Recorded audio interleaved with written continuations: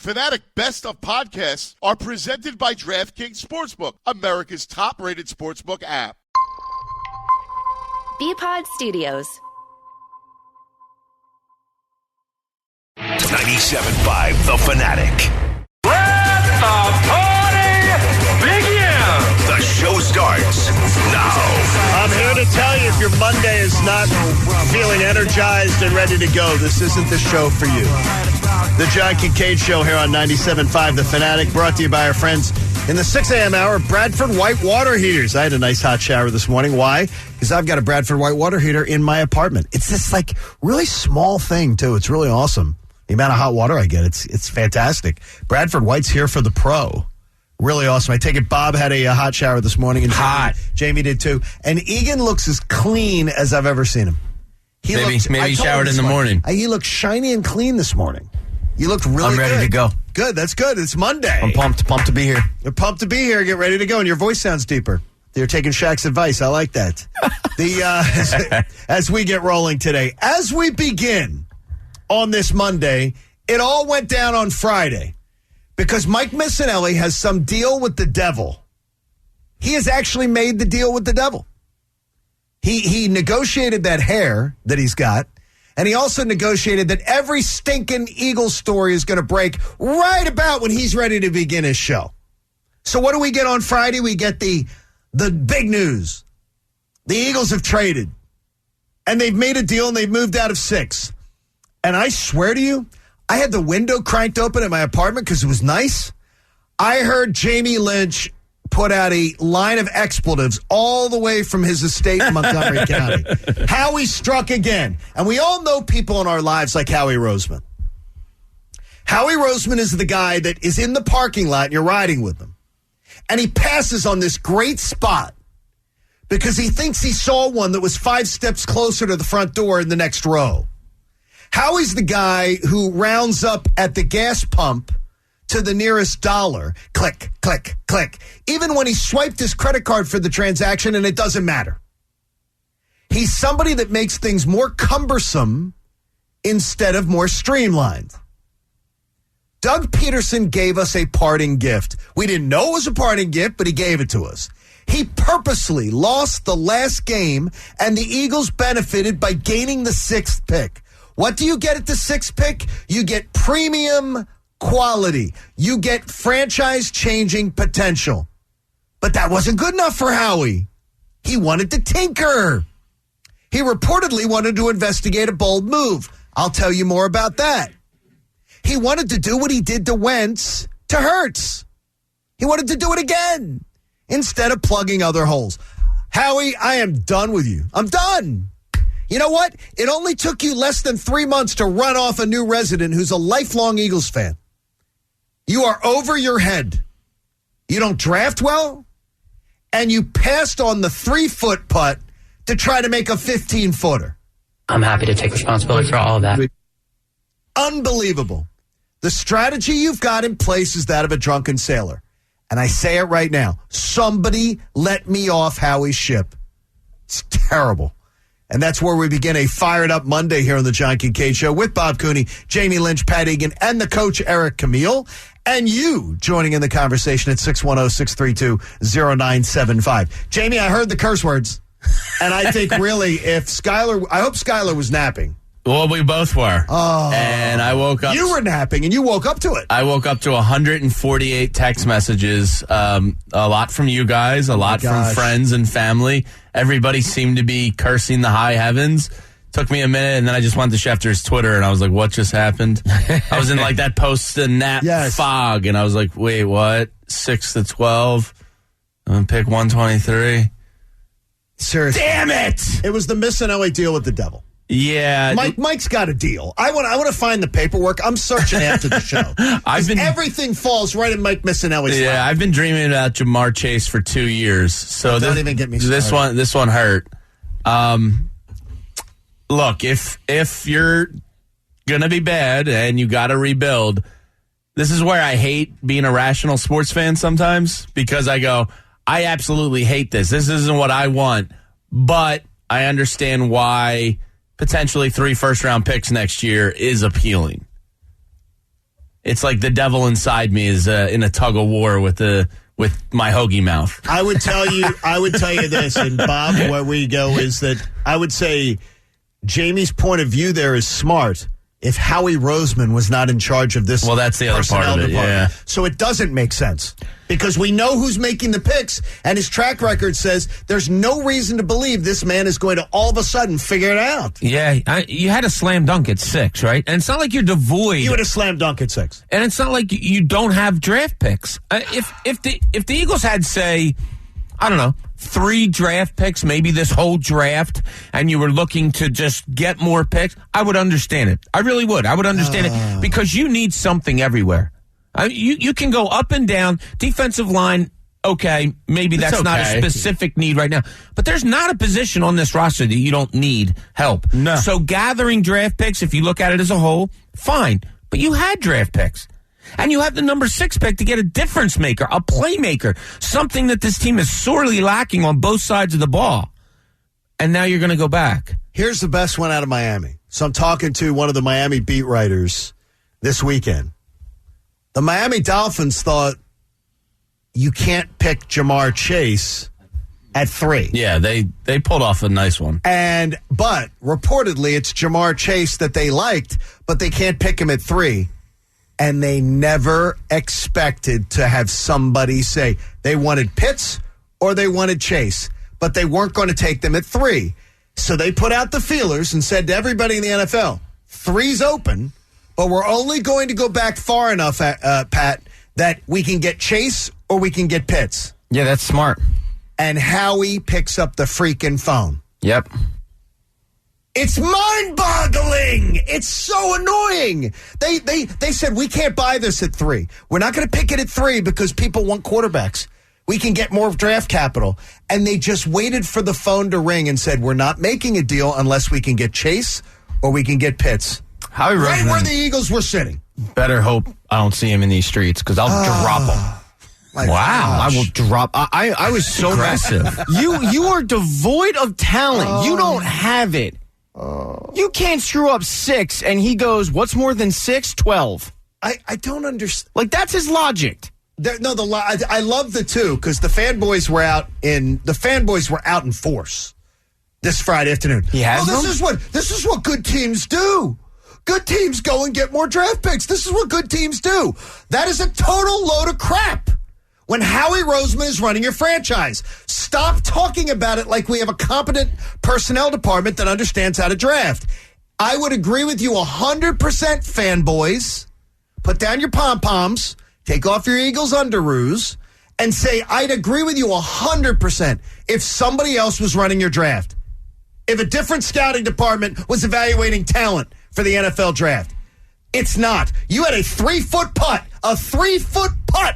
on a transformational talent, and instead one that Miami wanted, but they were smart enough to say we're not buying it at 3 because people want quarterbacks, but they wanted to go. They were afraid to go to 8. Yeah, and they were afraid. Makes sense. They were afraid. Reportedly, they turned down overtures to go to 8, which means that Matt Rule was trying to get that 3rd pick, and they turned it down because they knew Chase or Pitts could both be off the board by 8. Yeah. So they said, no. We're not doing 8. 6. But when Howie Roseman calls, they go, wait a minute. We're guaranteed Chase or Pitts is going to be on the board. But that wasn't good enough for Howie. Wasn't good enough for Howie. Yeah. I mean, the process of waking up from the nap to this news, my second thought was, holy hell, 6 was dummy proof.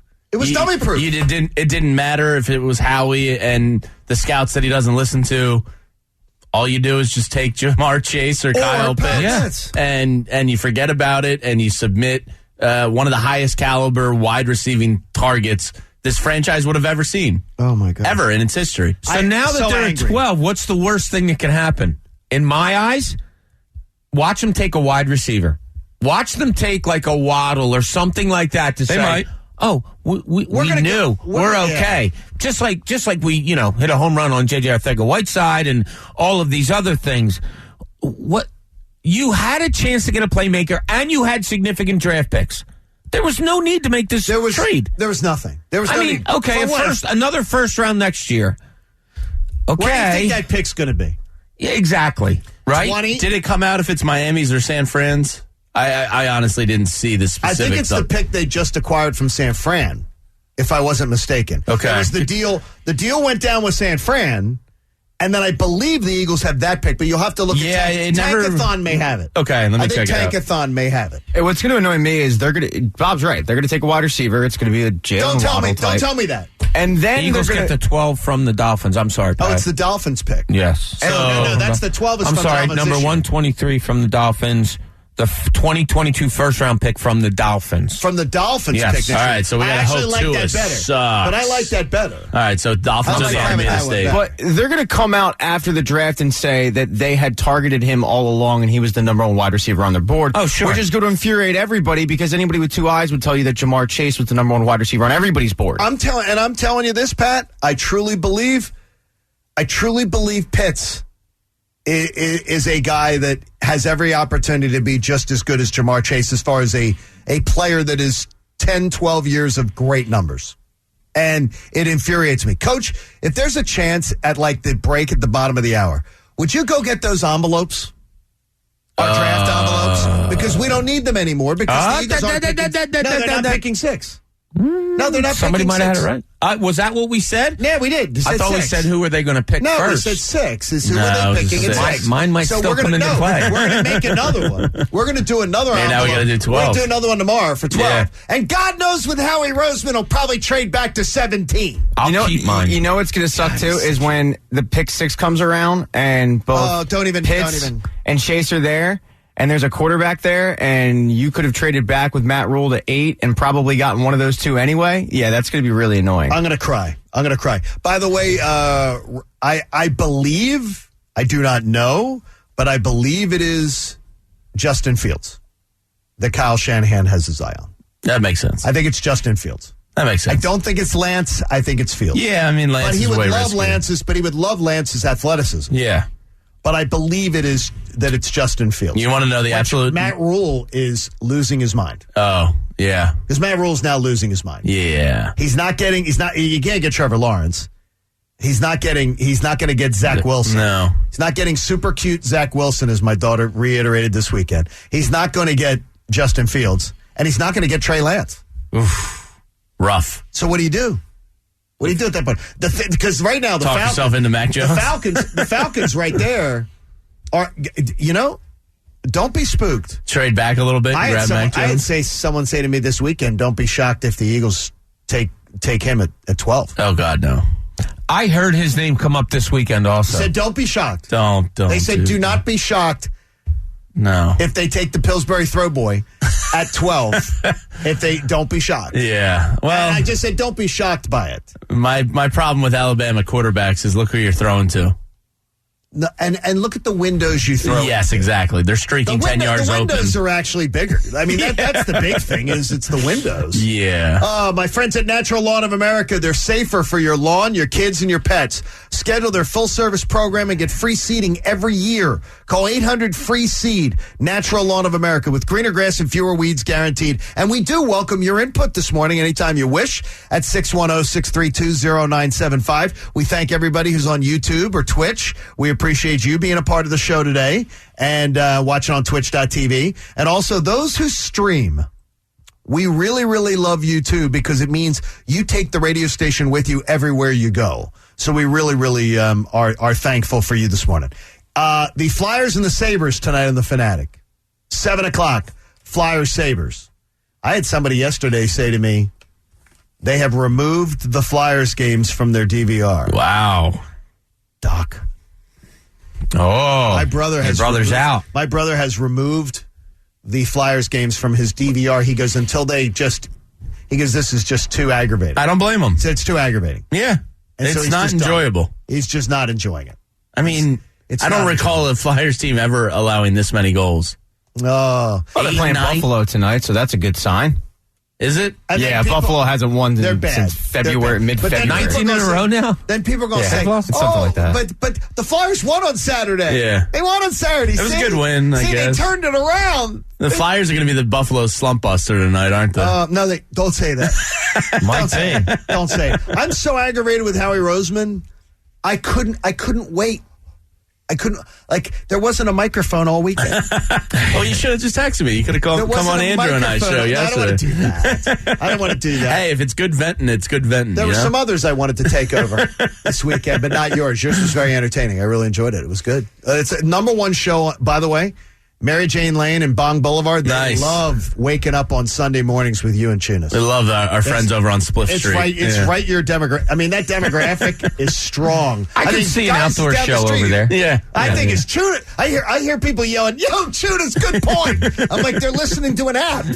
And they're like, hanging out with Tunis. I just love the bro. That's some of the things. I absolutely want to scream this morning, and I might once or twice. So you can join us too at 610-632-0975. As we continue this morning, though, and we will open those envelopes coming up.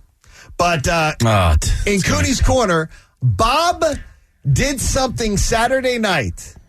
As I'm out watching college hoops with my cousin, having a pleasant night, Bob texted something to us that absolutely set me off. Let's hear about it. Now, let's see what's in Cooney's Corner. It set me off. Wait, you're catching me off guard here. You texted something. I wish I had heeded your advice. Yes, I'm enjoying a beautiful night, by the way. PJ Wheelahands in Newtown Square. Yeah, you've never been to a PJ's, huh? That's awesome. I will absolutely be back. Yeah, they got the outdoor TVs and stuff. I don't know about that location. PJ Wheelahands was fantastic. I have one 30 seconds from my house. Oh my gosh. I walk there. All I can tell you is it was my first. Yeah. And everybody remembers their first. Congrats on your first. Yes. What'd you have? Hot honey wings. Oh, yeah. Oh, okay. Yeah. Wings are great. I wanted to cry. They have a delicious. protein bowl, which is phenomenal. Okay, I'm not thinking about PJs and protein bowls. I know. Really I good hear though? you. But you know how I go out to lunch with my friends a lot. Good PJ's stuff. is one of our places. Oh, my gosh. Oh, my. Huge it is. fan. Protein bowl is phenomenal. By the way, Newtown Square place, really fancy schmancy, too. Really there you nice. go. It was really, really nice. It was a great time. But I'm watching college hoops. Right. And then the dream was, okay, I've taken a nap. I've been to church. I've done everything. I don't have to get up. So I'm watching the Sixers Saturday night. Bob texts something before the Sixers tip off. And what did you text? Wait, you texted first, though. Yeah, I did. I think, Sixers. right? No, I think it was you texted. Oh, I did. And okay. then I responded. Yeah, I said the Sixers lose pretty good tonight, or something along you those said effects. you're going to get blown. You know that. I think it was Sixers get blown out tonight. You know that, and they did. Hey guys, you know they're going to get blown out tonight. I wish I had didn't heeded listen your to you. advice. I didn't listen. I didn't bet it, but I don't throw those things out very often. That's why I would have trusted you on it. You knew it. You know, it just felt I wanted like it to be a great game Saturday night, though. Like, I was looking forward to saying, I feel rested. I can watch a late game. Yeah. So they're in the middle of a long road trip. Doc Rivers left the Clippers. There was some animosity maybe there. Little Tyronn Lue stuff, Paul George stuff. I just had a feeling it wasn't going to be a good night. So that's why I texted you guys. I said, I think Sixers go down tonight. I did say blow up. I had hit my app, by the way, 4 minutes early, which may have set What me was off. the line on the game? I didn't even look. Sixers got... I think it was 2.5. 2.5. Okay, it was 2.5. So... It played out the way I thought it was going to. Just it wasn't a good night in my feeling for the Sixers going into it. That all being said, they lose by 10 points to the Clippers in a game where obviously you don't have Joel Embiid, in a game where Ben Simmons fouls out, in a game where Dwight Howard yet again, and we'll talk about this later too, gets thrown out of a game. You lose by 10 at the Clippers, who are considered one of the best teams in the West, who are considered maybe a title, contender. Sixers hung with them and played horribly. Sixers are really good. I came out of the game, I'm going to bed, and it's late Saturday night, and, I'm exhausted, and I'm going to bed thinking, they're really good. Okay, they just lost by 10, and it was a game that they probably had no, point being in or whatever, but they hung. So you think a little bit. Good loss. I do. I just think it was like... Not a moral victory, but a good loss. Not a moral victory. They exist. Yeah, they're good. This Sixers team's really good. Tobias Harris. Yeah, he stepped it up. First half was delicious. The separation he can create when he has the ball in his hand, whether it's a little step back or whether it's a move on the dribble, is phenomenal. And every time he rises up with a little bit of room, I'll say inside of 20 feet, I think it's gold. Yeah, they're real. And I think Joel and George, maybe this upcoming weekend when they return home, they'll get them back. And it's going to feel damn good to get them back because they have answered the bell and then some in Joel's absence. And not a lot of teams can do that.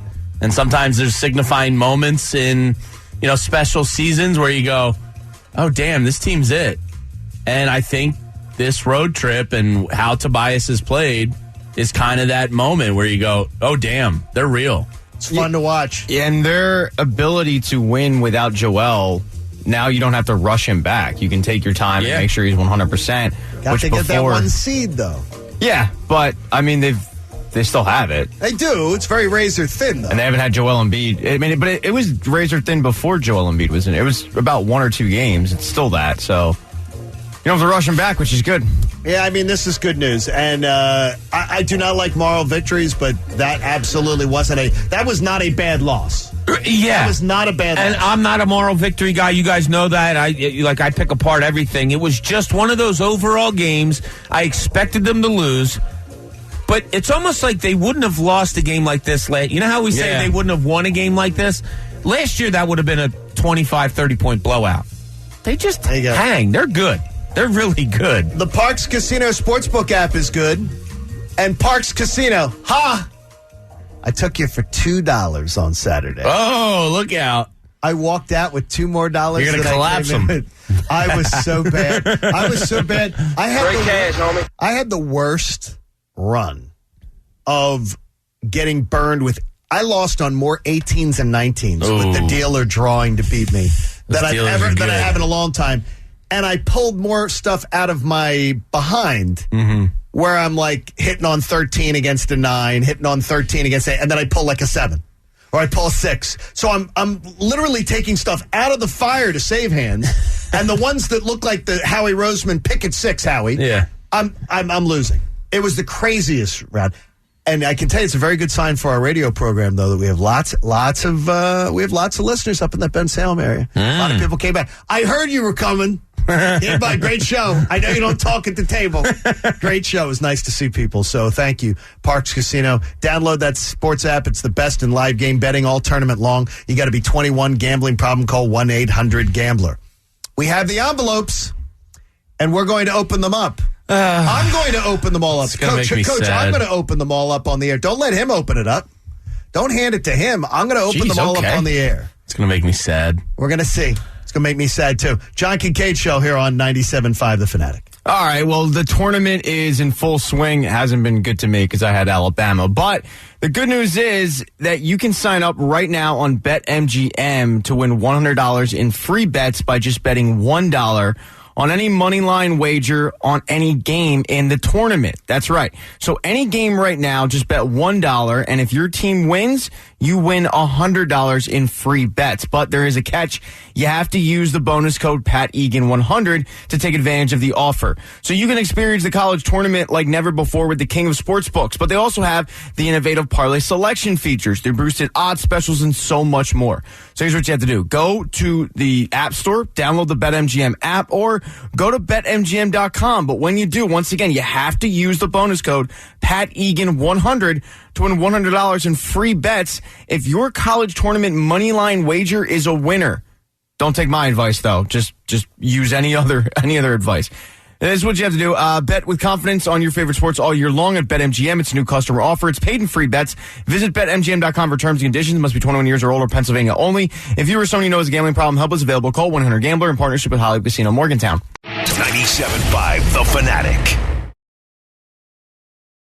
Basketball is crowning a new champion, and DraftKings Sportsbook is putting you courtside with this great offer. Pick either team that is chasing the trophy, and if that team wins the game, you will receive $150 in free credits. Download the top-rated DraftKings Sportsbook app and sign up using code FANATIC. That's code FANATIC for a limited time, only at DraftKings Sportsbook. Must be 21 or older, Pennsylvania only. New customers only. Restrictions apply. In partnership with Meadows Racetrack and Casino. See DraftKings.com/sportsbook for details. Gambling problem? Call 1-800-GAMBLER.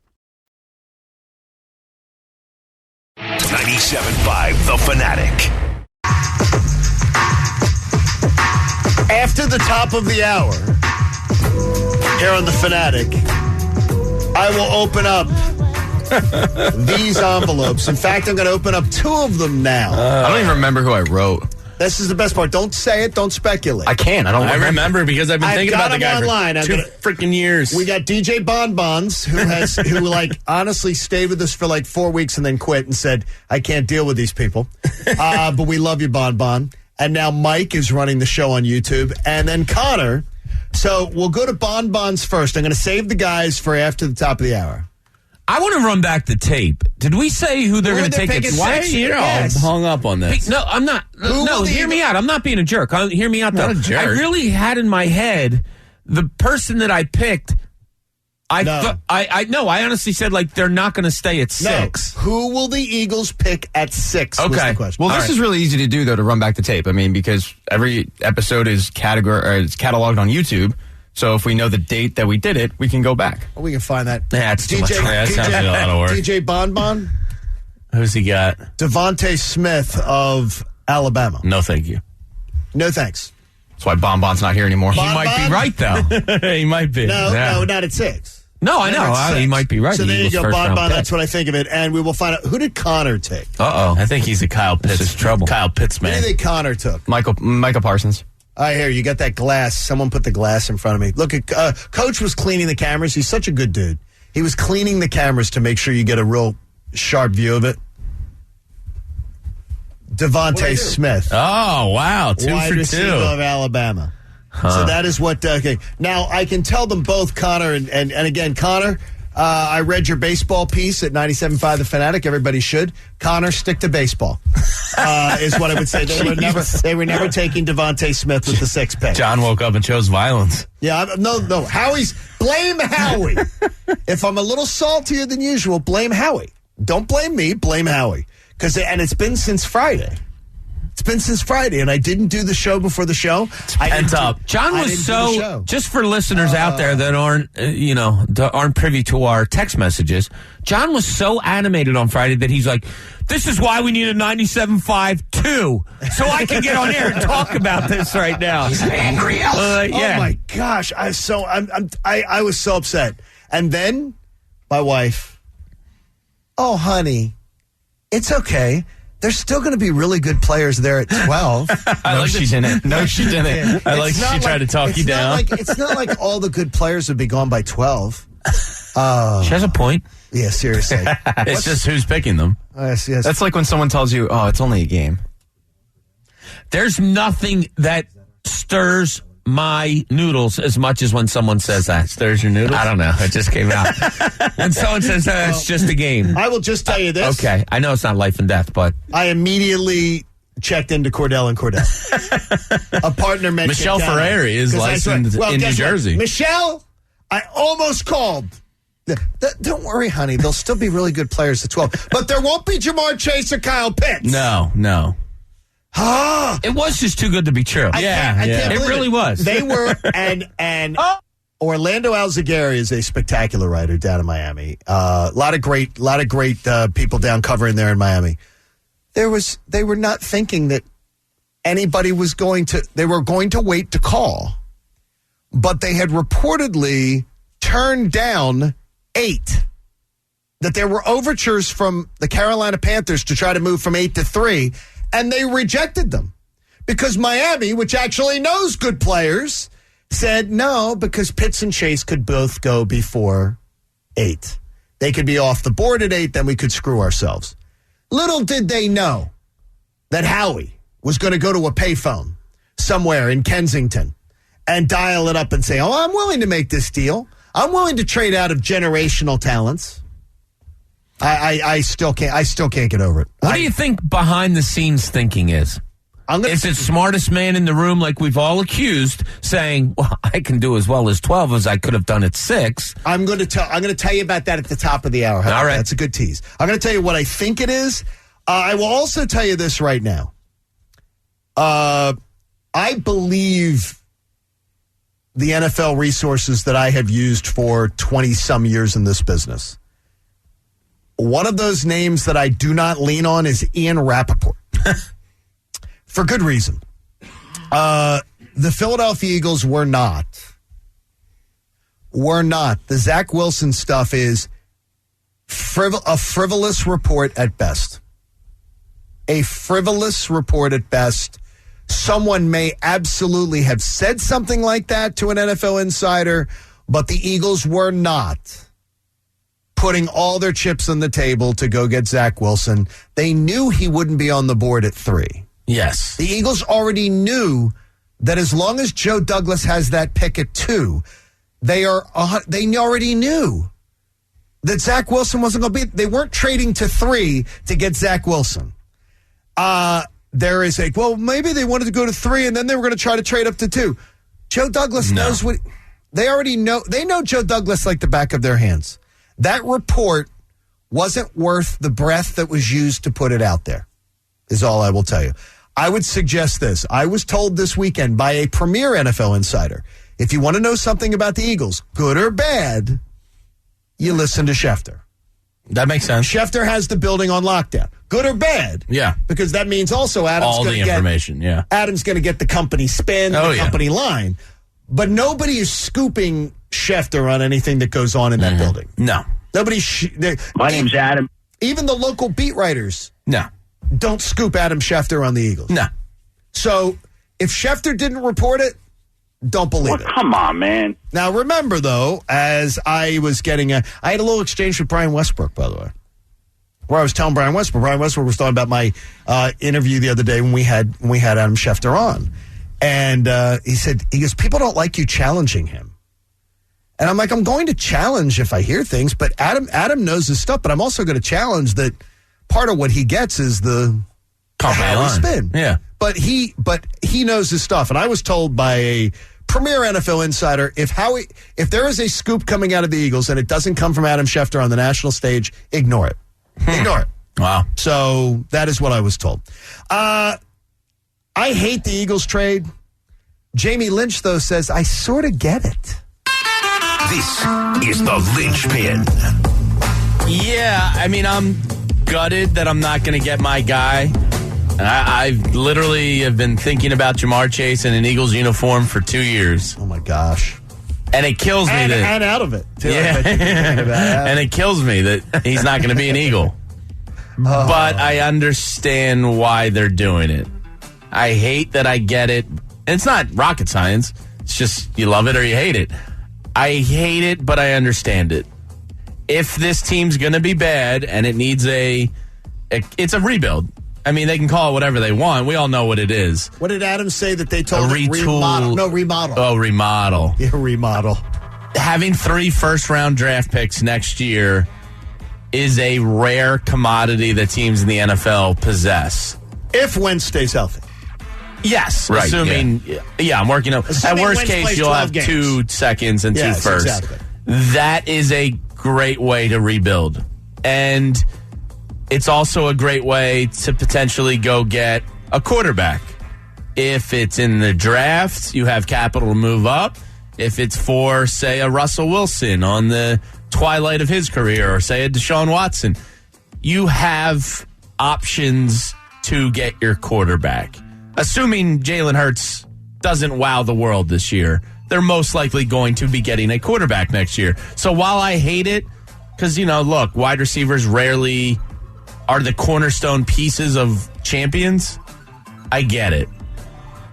I hate that I get it, but I get it. So you couldn't have said it any more perfect in the feelings that I had over the weekend, too. I saw a picture of Jamar Chase in a number 1 Eagles uniform. Oh, don't even start. And I was so excited. Number 2 to number 1. And a playmaker, something this team hasn't had in so long. I was so excited, just like you guys. Jamar Chase, Kyle Pitts, either one, I'm great. But I do get it, too. There's not a position on this team you can go through and say, no, you're good there. You don't need anybody. You need somebody everywhere.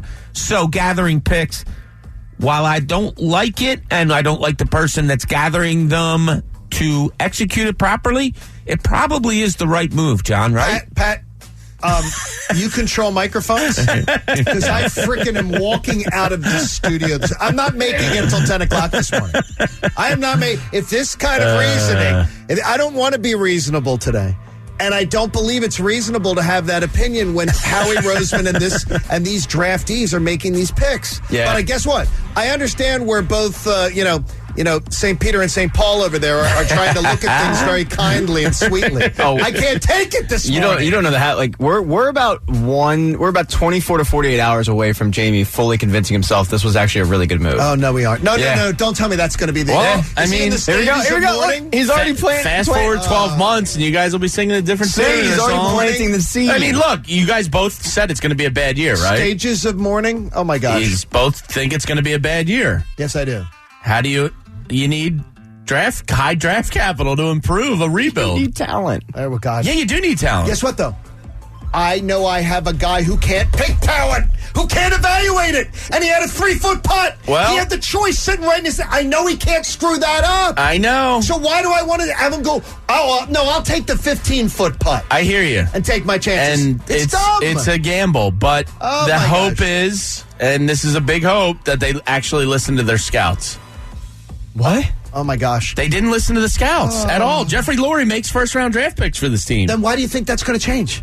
I'm hoping. I have nothing. Why would you hope? They just picked a guy who doesn't have... Because it hasn't been working, and at some point they're going to have to look themselves in the mirror and change. They're going to pick some defensive end that was ranked 25th, 12th overall. I am convinced there are no mirrors in the complex. They need a couple. They need to call... And they need them before the draft in a big way. Trust the scouts you pay to do their job. They could call Raymore and Flanagan could drive a truck up today. Rooms to Go could back up a thing, and there wouldn't be any mirrors in it. Not for Howie and not for Jeffrey. I know. No mirrors. They know it all, Pat. They know it all. And that's the frustrating part is 6 was close to dummy proof. It was dummy proof. 12, you have all of these options that normally you'd go, okay, you're in a good spot. I mean, the last time they drafted 12, they drafted Fletcher Cox, but you sit there now and go, oh no, like you can really screw this up. But if Jalen Hurts fails and you're approaching next year's draft, it changes things. It's in the blue paint.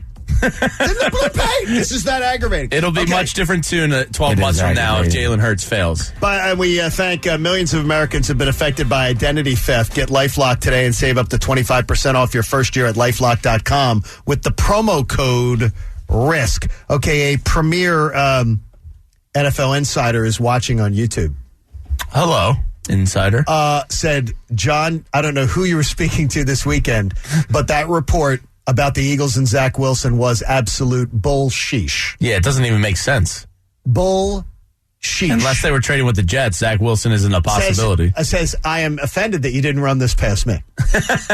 But watching on YouTube, you never know who's watching on YouTube. So we appreciate you watching on YouTube. It's very early for this NFL Insider to be watching. My name's Adam. No, it's not Adam. It's not Adam. That pissed me off. Because it's very much so. And he also agrees that it's a guy. See, so I just gave you another clue. Okay. You're whittling it down. He also agrees that Adam Schefter is number one with the Eagles. With the Eagles. Yeah. With the Eagles organization, there is nobody better than Adam Schefter. Yeah. And so that is bullsheesh, the Zach Wilson story. Yes. And by the way, the last big story that Ian Rappaport broke over any NFL insider would be the first. That's all I will tell you. In fact, he has a history of repurposing Adam Schefter and Chris Mortensen's tweets. A history of it, documented. And there are writers on websites that have done studies of it, where Adam Schefter tweets something at 104, and at 106, a repurposed tweet comes out. He's got a stellar reputation in his own industry, doesn't he? Yeah, please. I've heard this a lot now. Bob, your mask never slips. You know how to wear your mask. You're very effective. A new mask for you today, Bobby. Yeah, new mask today. I do. Donna pulled this out yesterday, and I really like it. It's nice looking, and it looks like a comfortable material. It's comfortable. It fits properly. Like it a lot. Hopefully Donna knows how to do laundry better than I do, because I put on I washed some jeans this morning. I put them on. It felt like I put on sandpaper cardboard pants. What are you doing, man? I don't know. What? I don't know what. My pants, my jeans feel like cardboard. Like they're not soft, and my wife does things and they feel like cuddly pajamas. They're not soft? No, they're not soft. They're jeans. They feel like cardboard. Really, they feel like I'm trying wearing, to figure out why. What'd you wash them with? I washed them with You Tide. didn't take them to the dry cleaners, No, did Tide you? Pods. Those Tide Pods. Yeah. With the extra scent shaker from Gain. Okay. There's a little, I Did love you do those. like a cup of sand in there or There's- something? I don't know what it is, but it feels like I'm wearing. How often do you wash your jeans? I try not to wash them as often. Okay. So you'll get a few wears out of them. Oh, I'm not Mark. I get a month out of them. I'm not Mark Schlereth, who used to throw put his jeans in the freezer. What? Why? What? Stink? What are you doing, Put your Stink? jeans in the freezer because that cleans them of any kind of smell or any kind of thing. You can fold up. Really? Yes. And it is true. We researched and we actually had people come on the air when Stink and I did a show together at ESPN that said, put your jeans in the freezer. If you've got especially if you got a second freezer, Yeah. if you put it in, let the jeans go in the freezer, put them in. It will take out any kind of smell, and it will take out any kind of like bad juju that's in there. Isn't that what a washing machine's and for? then take them out. It's but not the thing good to wash denim. It's not good to wash denim. That Before is you that wash right? denim. Yeah. By the way, do you know that this person came on with us at ESPN Radio? What is the recommended times you should wash a pair of jeans when you own them? In a lifetime or a year? No. A pair of jeans, how many times are they really legitimately good to be washed? 20. Pat? 30. I'll go 10. This person said a dozen. Wow. That is surprising. Now, dozen. by good means, after that, they're done? No, they're just not going to ever be the same. They're not going to hold their firmness in the spots where you want them to be firm. Hey, now. That's why everybody gets baggy ass, and stuff. So, but just give a you little. some That was your firm little jeans. thing. We got envelopes guess I'll coming up give at you the top of baggy the hour. Dwight Howard, Bob. Yeah. I already know that I am the absolute worst judge of character. I've told people that. I have It's not true, John. You chose us. As I said, I'm the worst judge of character. And I'm a terrible judge of character. My wife always just says, you have the biggest heart. You always believe in people. And what have I done for the last 3 weeks? I've apologized to Dwight Howard. Because I said, look, Dwight Howard's playing with a maturity he's never played with. Dwight Howard's being a great teammate like he's never been. I'm an idiot. Dwight Howard, now in a matter of 5 days, has had his coach talk about unprofessional behavior and clowns. Mm-hmm. And knowing that Joel Embiid's out, he's getting himself kicked out of games. It's ignorant. It's ignorant. Yeah. And I don't understand it, Bob. It's that he's regressed. He's regressed. There's an immaturity level there that was endearing earlier and now is getting agitating. Okay? So while he loves his teammates and he does this playful thing and all that, and he gets on the court and he laughs at opponents when they get pissed off at him, that was really endearing until it became agitating because now it's costing him, but more importantly, it's costing the team. And for a veteran like that at 35 years old, not to realize, like it or not, I got to put in 20 minutes a night now because our number one center is hurt. For him not to tone it back just a little bit, it's a little unnerving. So I think so they have an extra day off. They played Saturday. They don't play again until tomorrow. I think there's going to be a nice long sit down, maybe a lunch between Doc Rivers and Dwight Howard. I really do. And it's a, look, dude, we need you. Okay, listening to the broadcast, and by the way, just such a pleasant broadcast, and I was listening to TV and radio. I thought of you. Such a pleasant broadcast. The TV broadcast is so pleasant. It's so calm. Mark and Oliver do a nice job. They have a great rapport. But it sounded like they sort of were insinuating that Doc had already had the sit down with him before the Clipper game. They had already had before the Clipper game. okay, after he got discussion about what went down.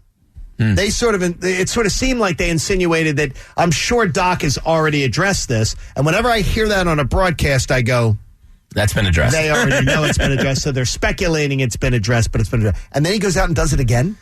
Yeah. That's ignorant. It's ignorant It's with not Joel good. out. It's not good. What do his teammates think? Yeah, so there's a fine line here, right? Like I said, I didn't say it lightly. When he was doing that at the beginning of the year, getting on other teams' nerves and all that stuff, it was fun. It was great. And we on this show, we applauded him. Hey, what a great teammate. Now it's crossed a little bit of a line because a referee in the Lakers game, I'm sorry, that ejection was... That was lame. Dwight Howard was acting like an idiot. He walked right into it. He did. Look, he was acting like an idiot. I don't think it deserved ejection, but he was acting stupid. That needs to be toned back. For him to go out again and get thrown out. So you don't want to say to him, all right, you have to tone it down. You don't want to go overboard with it to take something away that he was bringing from the team, but you have to address it in that he can't hurt the team any more than he's been doing. So it's a fine line. Something about going out west triggered something. It's with in him. L.A. Yeah. It's a show-off. It's all about him. Yeah, well, I wonder, not to defend him, but the first... Sounds like you are already. Not to defend him, but let me defend him. But let me defend him. The first ejection I thought was really weak. Thought was super, super weak. I mean, he got pushed. I think it's weaker. He got ejected. He walked right into the But guy like that's basketball. That was technical one. Technical two. But going off to the sideline. I understand, but technical one was dumb. Was childish grade school CYO stuff. Yeah, I mean, I see that a lot. So then they're the looking for you. You're right. The second one apparently that. he said something. I mean, I guess my point is I don't know how much of this he gets away with at home. Like if this is a new trend or if it's just hard ass refs. Well, the second one was on the Laker game was mouthing off to the ref. Man, I wish I had a prop swap on that, Jamie. How absolutely. If you did have that prop swap, you'd find the best odds in the country only on the free prop swap app because you are buying just from other people like you and me. Other bettors, directly from other sports bettors who are ready to cash out. Join the rest of us and go to PropSwap.com right away. Okay, we will open up envelopes and find out in the 7 o'clock hour. Why do you want to make me cry? Who did we think the Eagles were taking at 6? We'll do a new exercise coming up. Plus, I find out that we've got some filthy people on YouTube that do not wash their jeans either or don't even own jeans. Track pants are not jeans, just so you know. We got a lot coming up for you in the 7 o'clock hour. It's the John Kincaid Show here on 97.5 The Fanatic. I know this. It'll be another late night tonight with college hoops. And I know with the Parks Casino Sportsbook app, you have the opportunity to be able to place a wager wherever you're at. It's like you've got the Parks Casino right there in the palm of your hand. I was there Saturday. It's absolutely gorgeous. I love the place. But I really love the fact that I can take it with me and that it's portable. So Saturday night, I'm watching college hoops, but I knew I was going to go home and watch the Sixers game. So what did I want to do? I wanted to look at the numbers in the Sixers game, and I thought they were juicy. I was wrong. But you know what? It was fun. I had a little skin in the game. It's fun, and that's what the Parks Casino Sportsbook app does for you. Right now, you can get a risk-free bet up to $500. Just download the Parks Casino Sportsbook app. And if you're a new customer, they'd love to be able to get you some site credit if you should need it. It's the Parks Casino Sportsbook app. You've got to be 21 or older in Pennsylvania. Just in case you're 21 in a day, you can do these things. Hey, if you got a gambling problem too, check these folks out. Call 1-800-GAMBLER. 97.5 The Fanatic.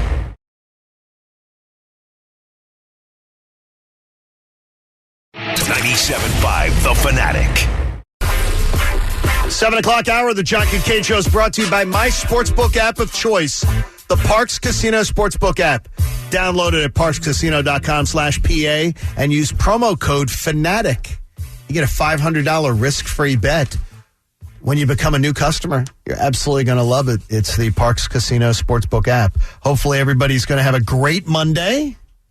We've had a spirited first hour. I'm expecting it to continue.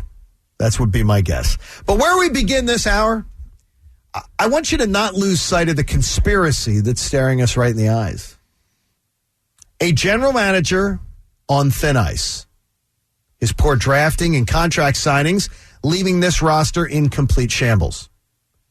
So after ensuring that every other obstacle in his path to total control is removed, being the yes man for the owner, making sure that Doug Peterson, who had independent thought, is gone, he then decides he needs to get more job security. So how does Howie Roseman do that? Howie Roseman says, I'm smart enough to pass on generational talent at 6 just to get more draft picks.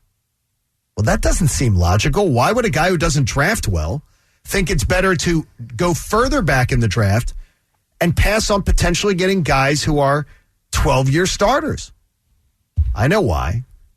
So at the end of another struggle bus season in 2021, he can say to Jeffrey Lurie, I did the right thing for the future.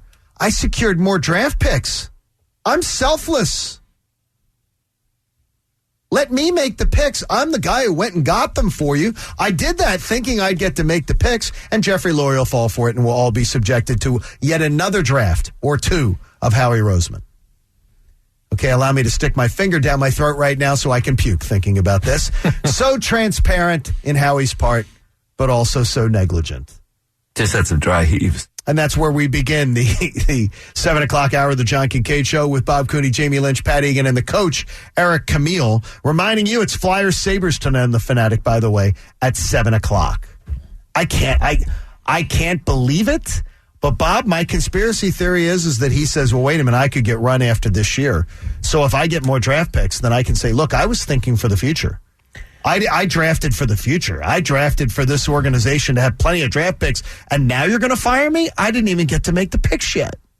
I think that's what he's thinking. It's a good theory because I think we all believe, rightly or wrongly, that there's ulterior motives here, right? Yes. It's not just about making the team better. It seems like there's something more to it.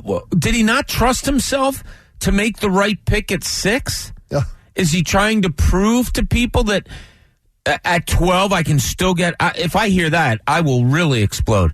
Oh well, this was our number one, rated guy, and we knew we could go back. Do you know if they pick up another draft pick? If they draft a wide receiver, they're going to try to convince you that, oh, yeah, well, the guy we got at 12 was the guy we wanted all along. We're smarter than everybody. The only thing that I'm convinced of after he did this, John, and maybe disagree, is that there's no way they're going to take a wide receiver at 12.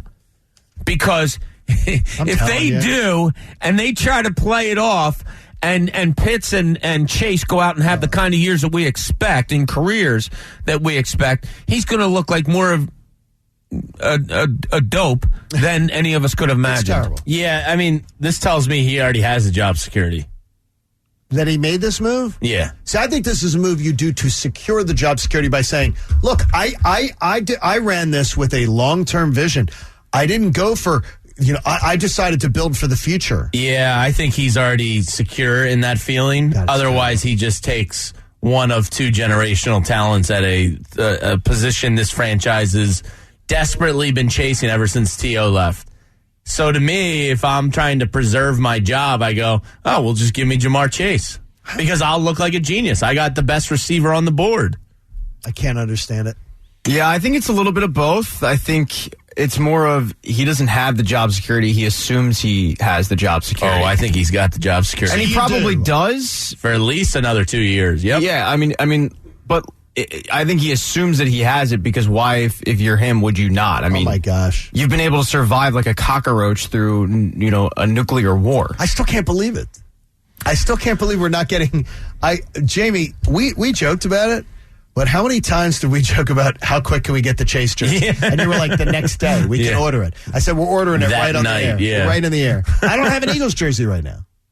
And guess what? I got to tell you, the haphazard pick that Howie Roseman makes at 12. Caleb Farley or J.C. Horn isn't going to sell you a jersey, John. Howie Roseman is the guy. Howie Roseman is the guy in the checkout lane who waits till the bill comes up. It's $93. That's when Howie gets his wallet out and starts looking for his credit card. You're standing behind him going, okay, you've had all this time to get that out. Yeah. Howie's that guy. He's not. He is not forward thinking. I don't believe it. He's not forward thinking at all. And don't tell me again to some of the folks on YouTube. You can't destroy a screen on YouTube. I can't do anything like that. Stop. Well, Devontae Smith. They can get Devontae Smith at 12. There's a reason you can get Devontae Smith at 12. There's a reason. Yeah. You might be able to get him at 12, and there's a reason. Nobody's taking him at 6 or 5. There's a reason. He won't get on a scale, and he's convincing people that he's 170 pounds. Seriously. That's a little bit scary. I just don't get it. I don't get...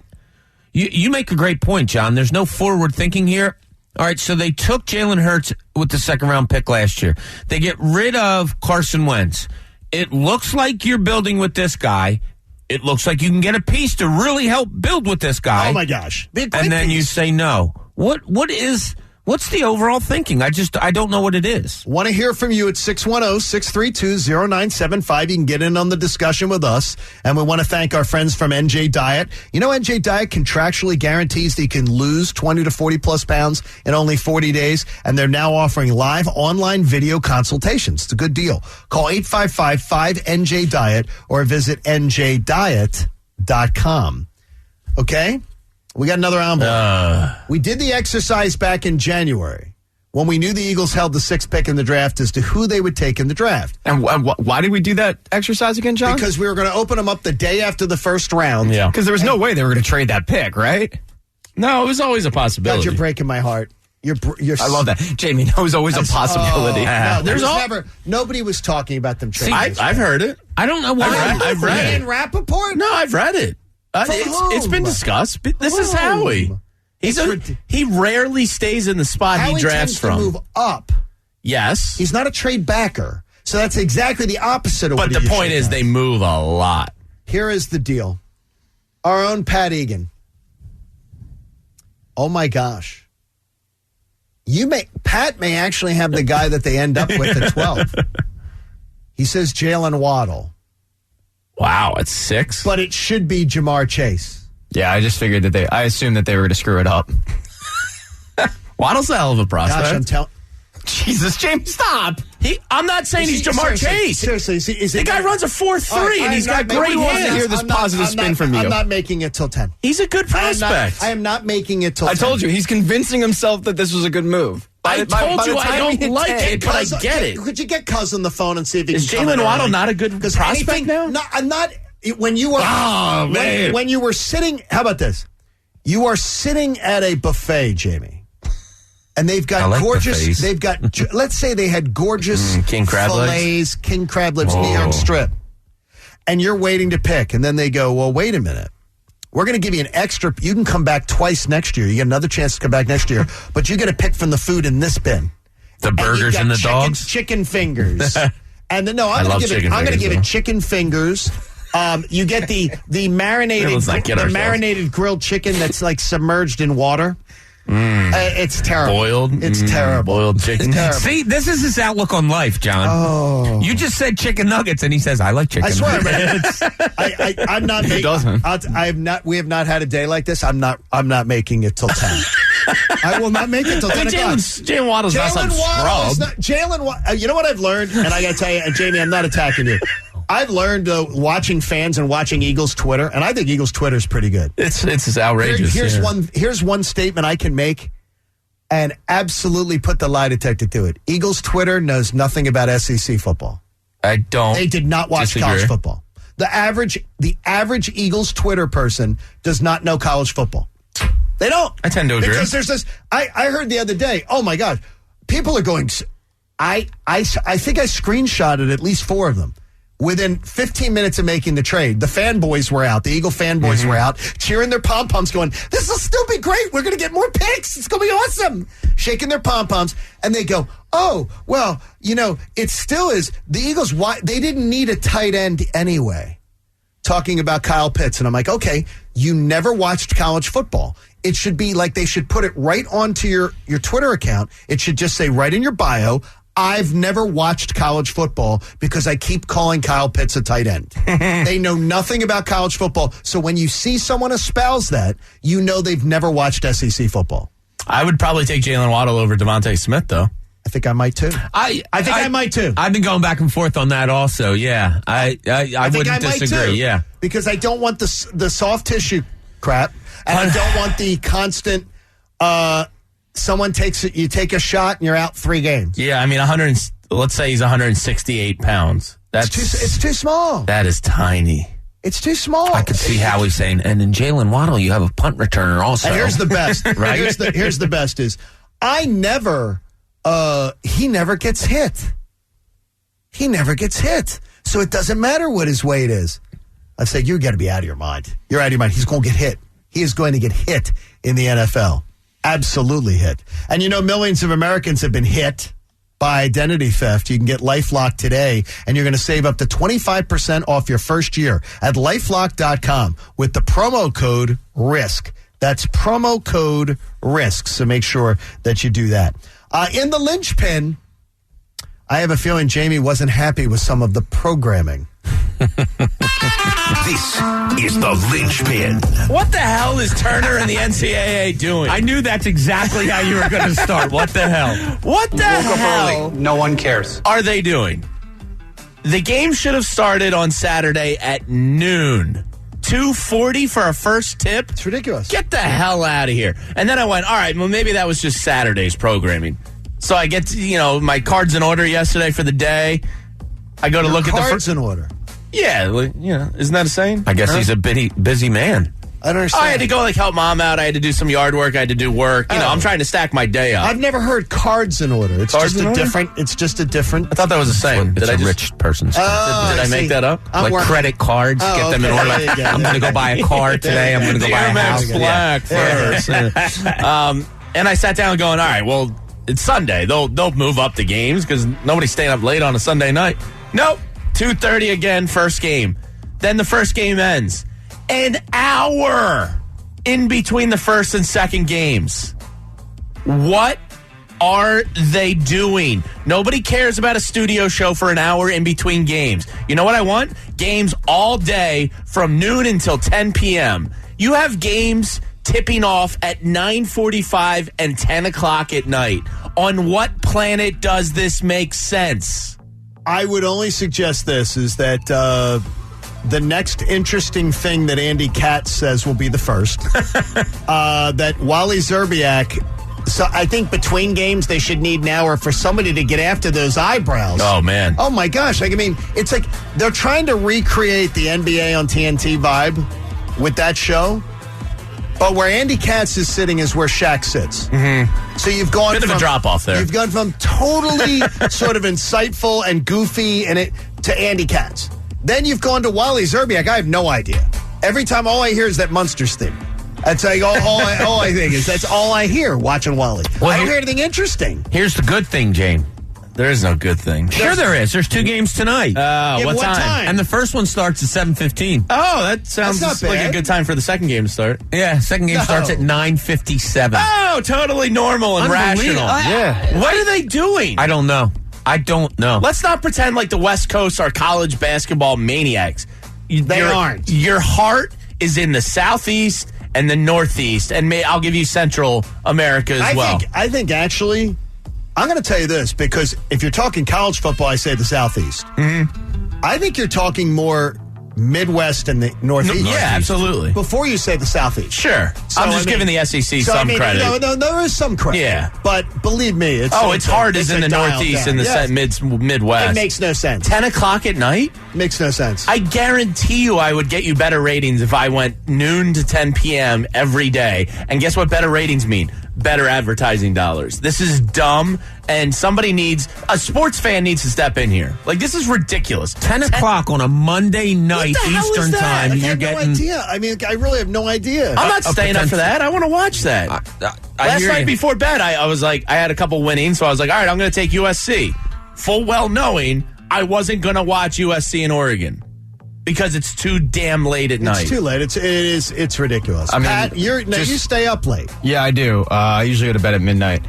What time do they in the little tree? What time did they shut down the cookie making machine? We can go for hours. Our little bodies. They really yeah, do? we just chock full of sugar and keep going. But remind me where USC and Oregon are located on a map. All right, well that just happened that to wasn't work out. The idea though let's ignore the West Coast because there's not only ignoring. Pat, here's the deal. They're fine. Here's where that point falls apart, and you're going to have to give Jamie his due. Those time slots I checked yesterday. Those time slots were predetermined before the tournament. I don't care. I think all three of you sound like whiny babies about, oh my God, I have to get up early and you're hiding behind. No. This is ridiculous. It's for the kids. Like a 10 o'clock tip-off, Pat. Yeah, for the West Coast, a 10 o'clock tip-off is 7 p.m. The NCAA tournament, which has seen them hemorrhage viewers from where it used to be this Titanic event. I mean, not Titanic. This gigantic event on national TV. that everybody in the country just loved and watched. Yeah. They have seen it decline since this TV deal was signed, when they started to move games to, first of all, 4 different networks, and then moving games to late at night. They never stopped. Sunday games, every round of 32, Sweet 16, round of 8. The games on Sunday never were done later than 8 p.m. Eastern time.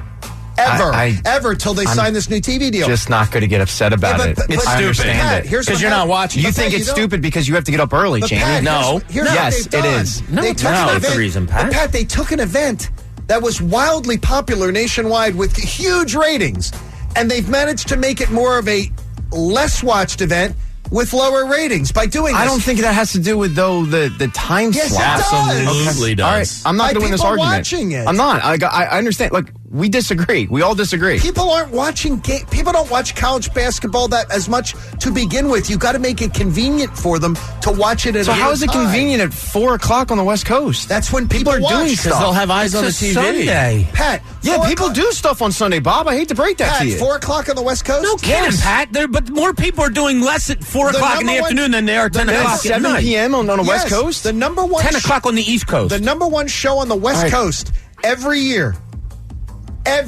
the number one television show on the West Coast airs at 5 o'clock on Sunday afternoon. We're just not going It's to agree. the NBA. Well, but you're disagreeing with facts. Yeah, okay. You're arguing That's against fine. facts. Then I'll argue against facts. That's 5 perfectly o'clock. fine. The number one show on television on the West Coast is 5 o'clock on Sunday night every year. The NFL Sunday night. The 5 o'clock is when their game airs. The NBC game airs. It's the number one show on television nationwide. John, we're not going to agree. But you say it's like me, complaining about getting up Yes, early. because you do it every single not West about Coast game. You agreeing. complain about getting up early. Almost every single one of my close friends and family are mid to late 30s dads.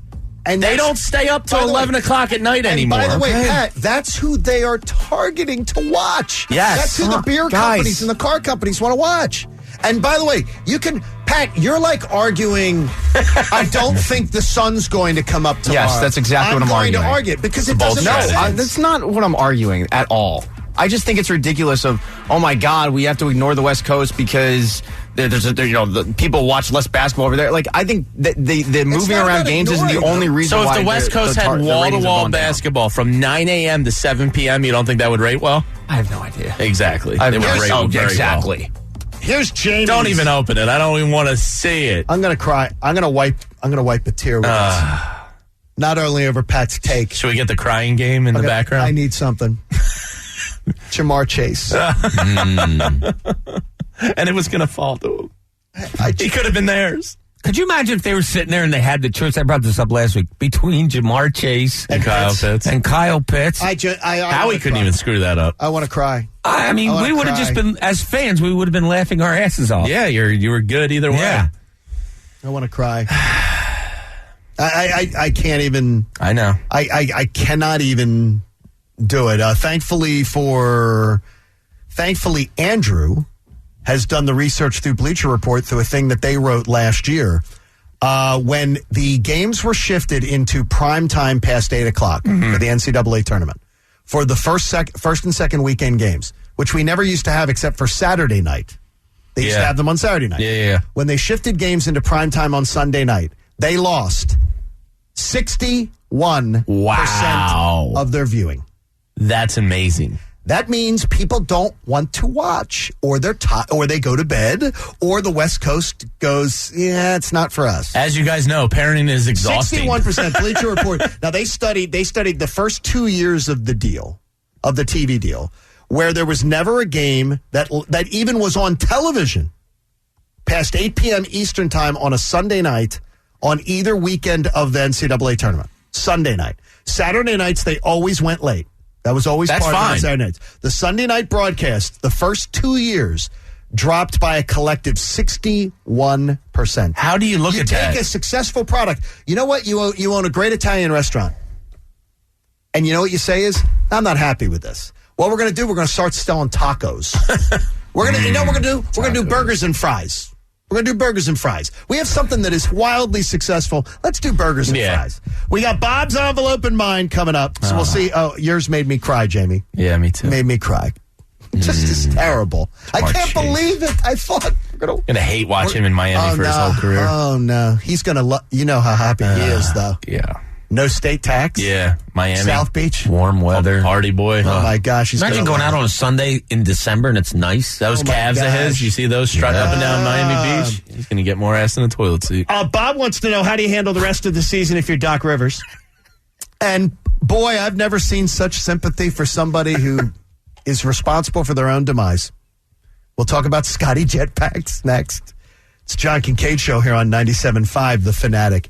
This is one of the greatest times of the year because if you can stay up and watch, you get all the college hoops action. But the best thing is with the Parx Casino Sportsbook app, you don't even have to stay up and watch. You can, before you go to bed, make the wager, and the next day you can find out if you won or not. What's great, too, is the in-game wagering. And I think that the Parx Casino Sportsbook app does it better than anyone. So whether you want to bet on futures, now you got teams that are 3 wins away from a national championship. You want to bet those futures bets on those teams, you can do it.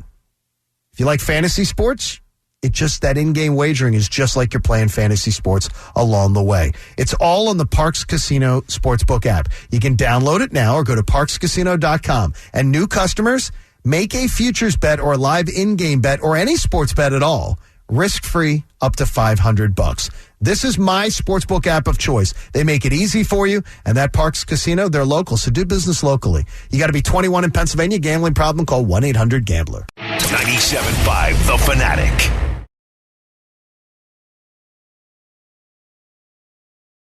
.97.5 The Fanatic. Get excited! It's a Monday on the John Kincaid Show here on 97.5 The Fanatic. We appreciate you being a part of our show. Tell your family, tell your friends. Stream the station as often as possible, by the way.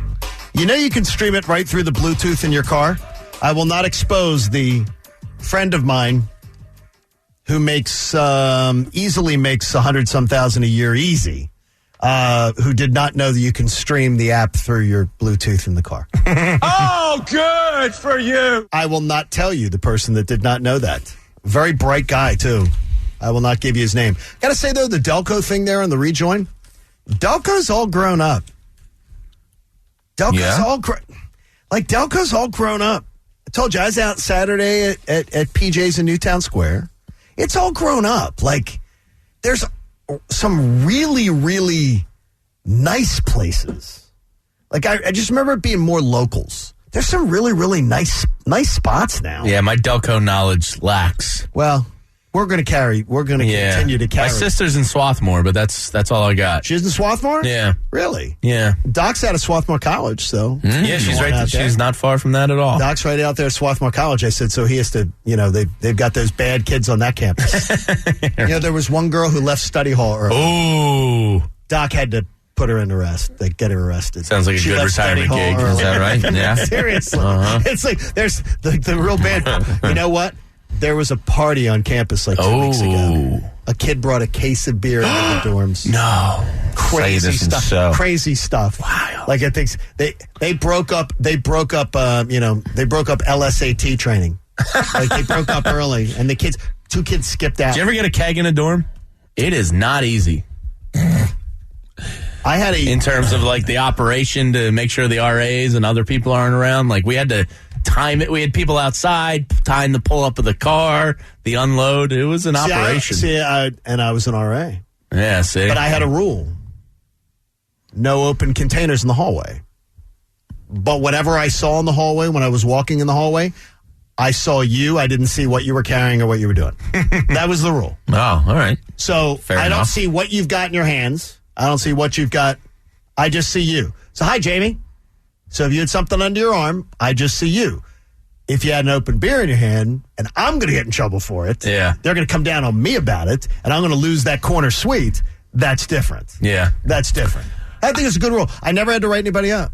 Oh, nice. Never had to write anybody up. Good. I could never be an RA, but you would in Johnson and Hardwick and Peabody Hall, you would have killed for the rooms. Okay, there you go. The rooms weren't exactly palatial. Yeah. Jamie, see if you're in with me on this.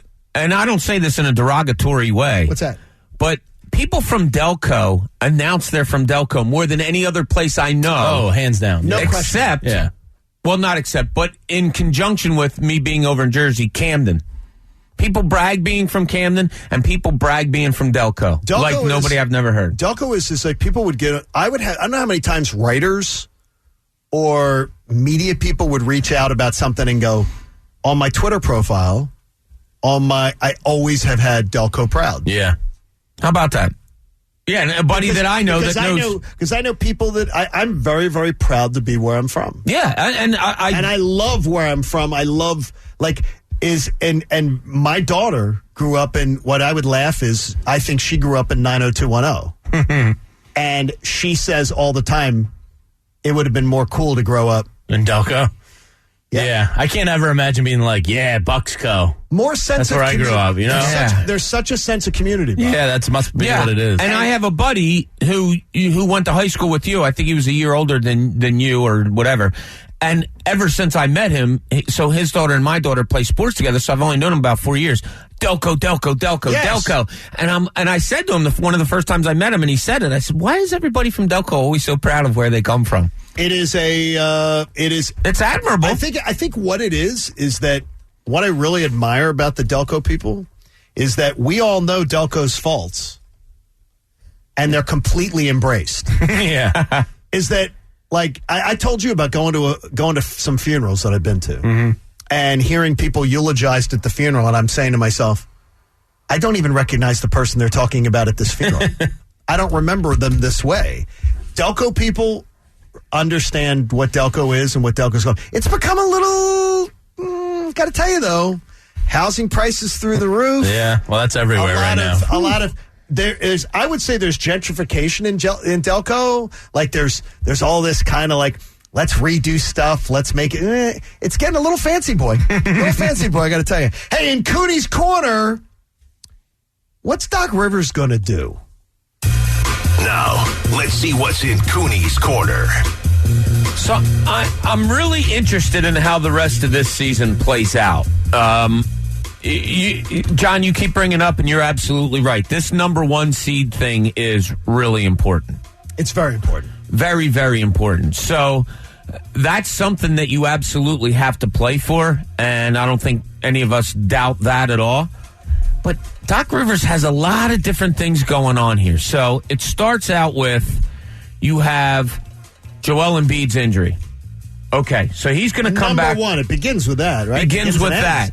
He's going to come back, and how do you handle it? There has to be some kind of a, walk before you run type of thing. Minute I hate minute restriction. 24 minutes a game. Yeah. So you're going to have minute restriction there. You still have the finish this road trip. You come home, and that's when we're looking that he comes back. But then you go on the road for 4 more. So that's going to be different. So how do you handle Joel Embiid is your first thing. Then you get George Hill coming back from an injury. And you're going to have to implement him into the system because he's going to be a big piece of your playoff rotation. How do you work him in? And do you work him in full bore, here we go, this is what I'm going to do? Or is it a feeling out process? Then you have to figure out your rotation as far as what you're going to do during the playoffs, including with George Hill. Then there's also the factor of, I think Danny Green needs some time off.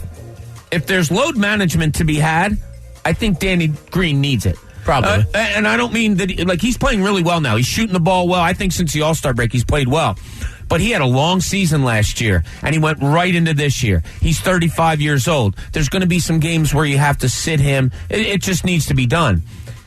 How is this all going to play out? And when do you go full bore? Does Doc Rivers look at it and say, all right, 20 games left. Here we go. Here's my rotation. Here's what we're going to do, and let's go and get ready for the playoffs. And is everybody on the team going to be well enough to do that? I just hope he wants the 1 seed. I do too. And I hope that he values the 1 seed as much as I believe they need it. Right, and that all plays into it. That's the big picture right there. You have to let Milwaukee and the Nets play in that semifinal, in the Eastern Conference semifinals. You have to have them knocking each other off. Yeah. I'm not sure they beat Milwaukee and the Nets back-to-back series. It's really tough. It's going to be tough for whoever has to go through that gauntlet. That's why I want the Nets to do it. I would say by the last 15 games, I want my playoff rotation in place. All right, 15? Yeah, I think that's a solid number of games to kind of. Not that you'd really need to gel. What do we have left? 30? 30-something? Yeah, I want to say right around 30. 30-something. So you're saying 15. 26 games left. 26? Oh, wow. Yeah. Yeah, They played 46. I mean, George Hill and Joel are going to take their time to get accustomed back on the court and conditioning and all that. So you figure that's a couple games right there. If you give Danny a blow here and there, I think 15's a fair number. 15's, I guess, not bad, right? Shake's just got to go to the 2 guards. It's not drastic. Yeah, the only guys that I'm not really resting are the younger players. Like Shake and Ty and Matisse and Furkan a little bit just because he's on the he's trying to fight for that rotation spot. But everybody else, I mean, you're in the 1 seed, so we kind of know what the playoff rotation is going to be. I want to know if firm what it's going to be within about 15 games. I'm agreeing with Jamie on that, but the veterans, I'm cool with resting them. I had a gentleman the other day say to me I was totally wrong on Furkan. What about? That I want him to be, I heard the term, I'm stealing it from the Mike Missinelli show. 8.5. I want him to be 8.5. Yeah, I think that's fair. I want him to be the 8.5 guy on the roster. Mm-hmm. They're like, you're selling him short. Because Doc has already shown you he wants to play this guy, and Doc's going to show. I don't see him in the 8 in the postseason, so if he's 8.5, I'm fine with it. Well, Shake, George Hill, this guy's Dwight. trying to convince me that Doc has been showing great faith in Furkan. Yeah, I've always been of the belief of you go 8 strong and then situational. So you might have a Furkan, I need 3s, or the other team's playing a kind of defense where I think I can get him open for 3s. That's situational. Matisse Thybulle, although I think he should be in your regular rotation, he could be a situational guy where some nights you just need defense and offensively he's not there. And boom, that's where it goes. Yeah, exactly. So I agree with you. Furkan isn't the top 8. He's 8.5, 9. I agree with you. Yeah. And I stole that from the Mike Missinelli show. I agree with I Mike. listened to every afternoon. It was Tyrone and Mike don't came take up with that it. from me. No, Mike, no one has ever taken anything from you. The teams break stories purposely when your show's beginning, so pipe down. You got a cucumber in your rectum? Loosen up. Pipe down yourself. Martin Law is the law firm for injured workers. Visit paworkinjury.com. I'm telling you, one day, you don't think Missinelli has that head of hair without cutting some sort of a deal with the devil. Yeah. You see, I go to church on Saturday afternoon to make sure I get to keep mine. He made the deal with the devil because every single story breaks. Yeah, it's pretty right ridiculous. In time for him. Did you bring palms in for us this weekend? I do have my palm. I have it laying on the counter. All right. I did, so it was good there. All right, Bob. Bob Cooney's envelope. Who will be the 6th pick in the draft for the Philadelphia Eagles when we thought they were drafting 6th? Bob Cooney said a guy they could take at 12. Yep. This would have been way overbuying. I think I had it in my head. Patrick Surtain. Yeah, I nailed it. Yeah. You did. Jamie did guess that on the break. I don't know why I had it in my head that we. Yeah, you're making this up, but it's okay. Okay, I'm not going to say definitely anything. said it too. Okay? That was a bad choice on my part. My envelope at 6th. I think I know where Pat you're going. Egan, who did I put on January? By the way, second week of January. Who did I put in an envelope? Trevor Lawrence. No, I didn't. No, Kyle Pitts. Kyle Pitts. I think Jamar Chase. Jamar Chase? Wait, did you just say Kyle Pitts to him Kyle in Pitts. a question mark? Yeah, he said Kyle Pitts. I'm just wondering why he said Kyle Pitts. I say Kyle Pitts also. I think I tend to agree with him, but I know you love Jamar. Kyle Pitts. Tight end, wide receiver, University of Florida. I just want a T-shirt. I thought that Howie Roseman would take the Gator. Yeah, that makes sense. And I honestly believe if the Gator was on the board, if it had been Pitts and Chase, I think he would have taken Pitts. Gator don't. I would have too. I think I would have. I did. I came to that like in the last couple of weeks. Both are. You can't argue against them. Oh no! Yeah. I wouldn't have either way. I would have been very happy. I was good either way. I would have been very, very happy with that. But man, I've been dreaming about Jamar. I was too. But Kyle Pitts would have been great. Now you've been dreaming, and gentleman did reference that you seem to know a lot about his physique. Did you see those calves? I don't. Holy hell! I'm more of a pecs man. I don't really watch get that. the calves. Oh, if you got bulging calves, hey now. I mean, there was a picture of him. What is wrong with you? He's got bulging something. He's got bulging There was a picture of him, Justin Jefferson, and Devontae Smith next to each other. Yes. And if you see it on the internet, just check out Jamar Chase's calves. You think you're excited? Feel these nipples. Damn right. I'm going to tell you this is the story that the story that goes along over and over again is people who obviously didn't watch college football were like, Justin Jefferson. Justin Jefferson was an afterthought at LSU compared to Jamar Chase. He made him look like a number 2 that people were saying, he's only a slot receiver in the NFL. He was a side piece. Jamar Chase was such a beast. They honestly would drop entire defensive units to just they get so frustrated with him. And he'd go up and get it. I'm gonna hate watching him in Miami. If only they could have gotten somebody like that. Yeah, it would have been nice. Man. All right, well, here's where I'd like to get to a subject that makes me smile. The Philadelphia Phillies hired a president, I guess more, a president, Dave Dombrowski, that knows how to run a baseball team. And realizes that enough of our feelings and of everybody just loves, we just love Scott Kingery. He's so cute. Isn't he cute? And he's nice, and he's just such a nice kid. And oh my gosh, we finally have an adult in charge of the organization. And Scott Kingery is in the minors. And this is long overdue for Scott Kingery to be down there. What I was surprised at was Mike Sealski yesterday. Mike Sealski from the Daily News puts out his points about, this is an organizational failure on Scott Kingery. And I just asked him, I said, should we not start with the failure is his first personal responsibility before we start talking about organizational failure, which, by the way, I sort of agreed with him on the organizational failure part. Sure. But it's personal failure. So immediately I just start every single contact I have in Major League Baseball. I sent a little group text, and said, tell me about Scott Kingery. Worst ball strike awareness that this person has seen in the last 3 years in baseball. Holy. Worst ball strike awareness. By the way, that's not an organizational problem. No. That is a personal responsibility problem. I had a Major League Baseball scout say to me, it's funny. So Kingery was ruined by the Phillies and has no understanding of the strike zone. But everybody kills Rhys Hoskins, also from the Phillies organization, because he has such great awareness of the strike zone that he's not doing what they want him to do.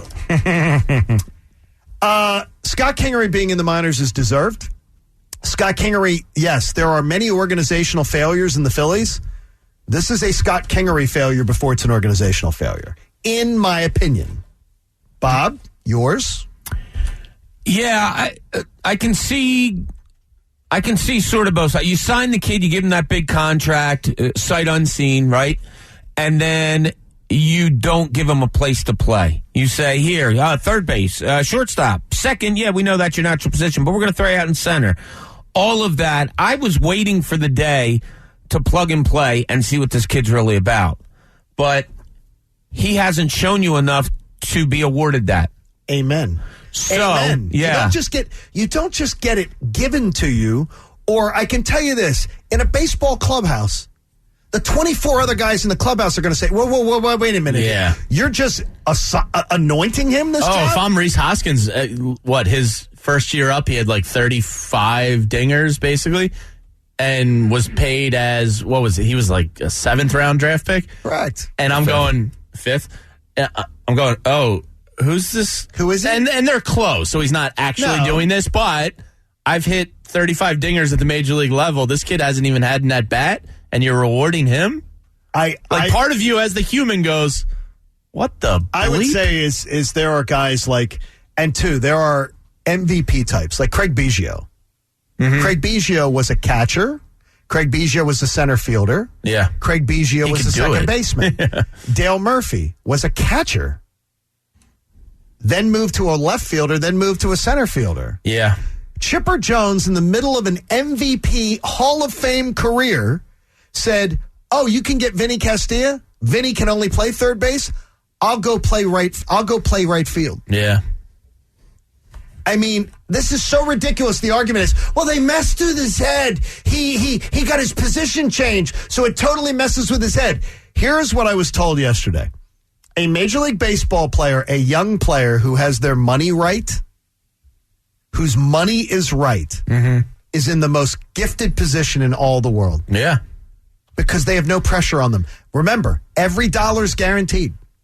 When they have their money right, then they should come to the ballpark every day going, work on my game, do what I can do to be better, but there's nothing about getting in my head because I'm not worried about getting paid. The only reason you signed him to that contract, which was unprecedented in terms of Phillies history, was if you thought he was going to outperform that contract. There's absolutely no reason to have given him that contract. The only reason you do it is to buy low and hope that he exceeds. There's no, and that wasn't even that didn't even come close. Perfect summary.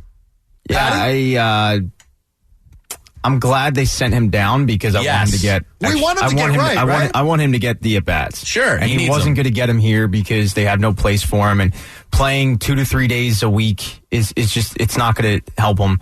So go down, get your swing right, come back up hopefully. And guess what? We all want him to be successful because this organization is on the hook for all that money. Yeah, I haven't given up. I think I'm the only one on the island.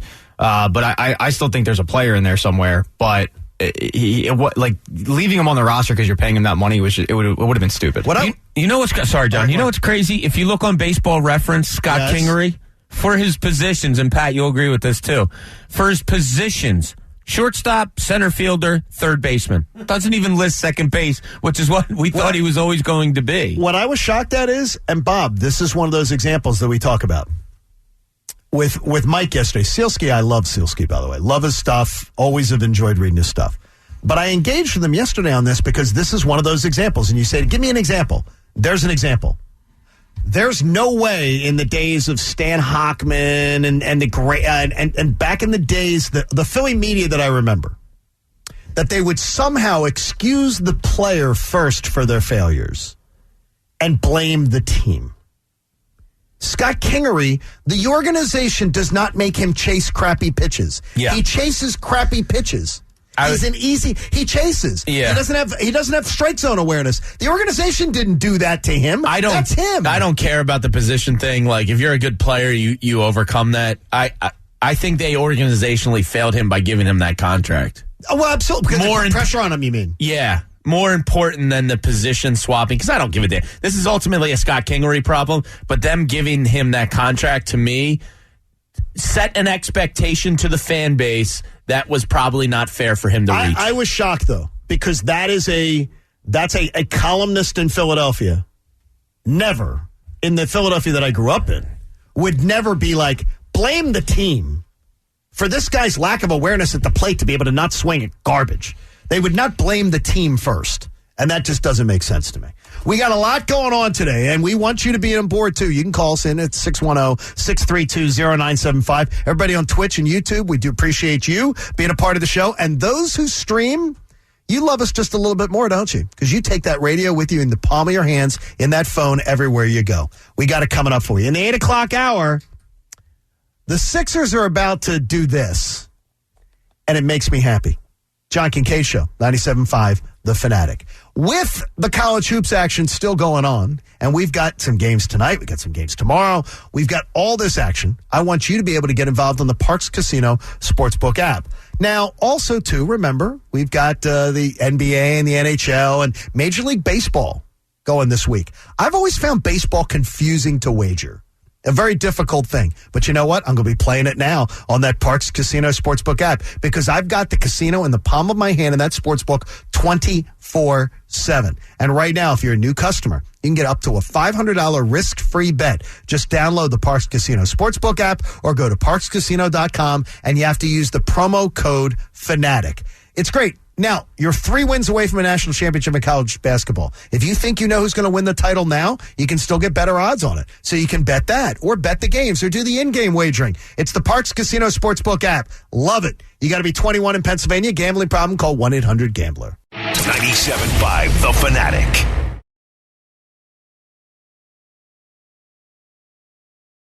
$97.5 The Fanatic. That was an ill wind that blew in overnight.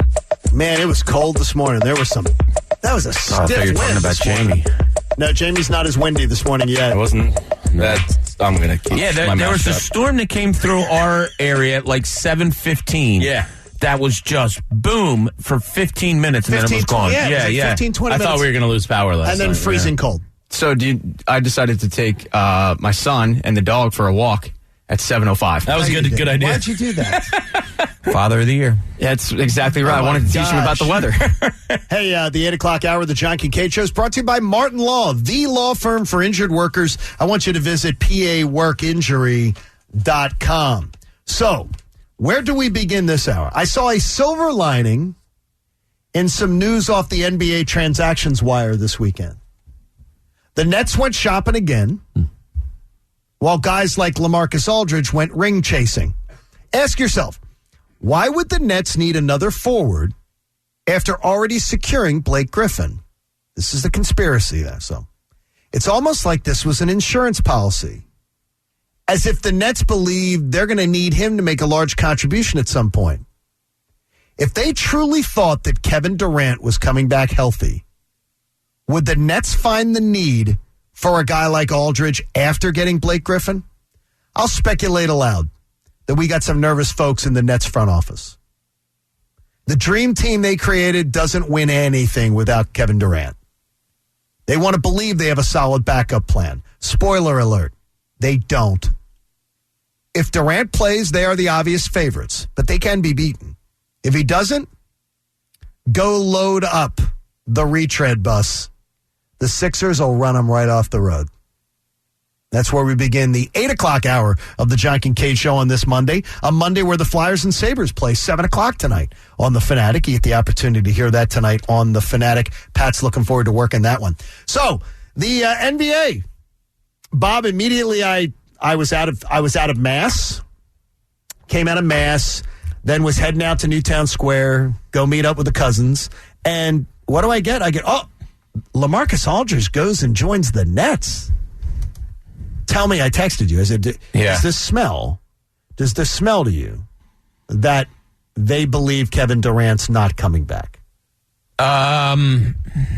Perhaps, and something else just came out now saying, don't expect him this week. Yeah. As far as Kevin Durant goes. Take your time, Kevin. Take your time. Yeah, at some point, when is it enough? Everything that the Nets have done, okay, they have to be done now. Oh, they're not done now? So it doesn't go to the point of, oh, my God, look how they're loading up. It comes to the point of where you've gotten to, John. Doing? They don't know what they're doing. They don't know what they have, I should say. So moving forward, look, they're still a really good team with Harden and Kyrie Irving. I mean, that's still a really good team. I'll take my chances. Yeah, me too. And now all of these things that they're doing, it has to raise a red flag of, is that leg of Kevin Durant's just shot for this year? It's if you go back years, it went from the calf to the Achilles to the hamstring. Now it's hamstring to the calf. It's just a bad leg. Something right isn't going on there. So I agree with you. I think they're in kind of mode. And the way that Brooklyn treated him rightfully so last year and giving him the time to say, he could have been back at the end of the season, but, we're protecting our investment. It seems like they're doing that right now also because it does seem gluttonous. Like Blake Griffin and LaMarcus Aldridge pretty much play the same position, which is a stretch four. LaMarcus Aldridge has been kind of relegated to a dad game offensively. He's a defensive sieve, so he doesn't really send shivers down my spine. Dad game? Yeah, he's got like the intelligent dad game. He'll outsmart you rather than out-athletic you. See, I like that after your crappy analogy last hour that you used. What was that? Getting your cards in order? Yeah. Apparently that's not a thing. That's very good. Yeah, I think it should be. We're going to make it one. Yeah, I like it. It makes sense. I was using it a mere 27 minutes ago. So it's a thing. It makes a lot of sense. I started to use it already? Oh, absolutely. I'm a foxhole guy. Get your cards in order. Get your cards in order. I makes sense. I mean, I don't know why it's not a thing. Get your cards in order. And now is get your dogs in a row. Get your dog off the walk. That's ducks on a pond. Yes. Oh, my bad. Excuse me. Thank you for correcting me on that one. I didn't think about this the way that you did, John, and you opened my eyes with it. I'm suspicious. No, I think they're worried. I think they're very worried. I hadn't thought about that, and you're right. I didn't thought about the correlation between, wait, they already have a backup center. Why are they having him come in to play center? I thought of it more of Sixers and 6. Bob, there is one thing that I had put into my brain by an NBA insider was the idea that there could be a bit of a problem with this, that when the veteran buyout market comes, doesn't seem like a popular destination. Philadelphia. They don't have any minutes for people. Well, that's the problem. And I think I went back and forth with somebody on Twitter this week when they were asking, how come nobody ever comes here? Veterans never come here. Because of the young legs? I don't think it's anything against Philadelphia, but where would they who's play? Fitting? Now that you added George Hill, you don't. Now, really, you don't have it. I mean, somebody said, you could add a stretch 4. Yeah, they want to upgrade a Mike Scott. You need another big, right? Sure. Yeah, I mean, Mike Scott. LaMarcus Aldridge would have been a nice pickup. Look, if a guy like Wayne Ellington gets bought out, I'll take that shooting ability over a Furkan, per se, but if Kelly Olynyk becomes available, he's an upgrade over Mike Scott. So, maybe. Anybody's an upgrade over Mike Scott. Olynyk is a name that has come up a couple of times to me talking to people over the last few days. Olynyk is a name. It makes sense.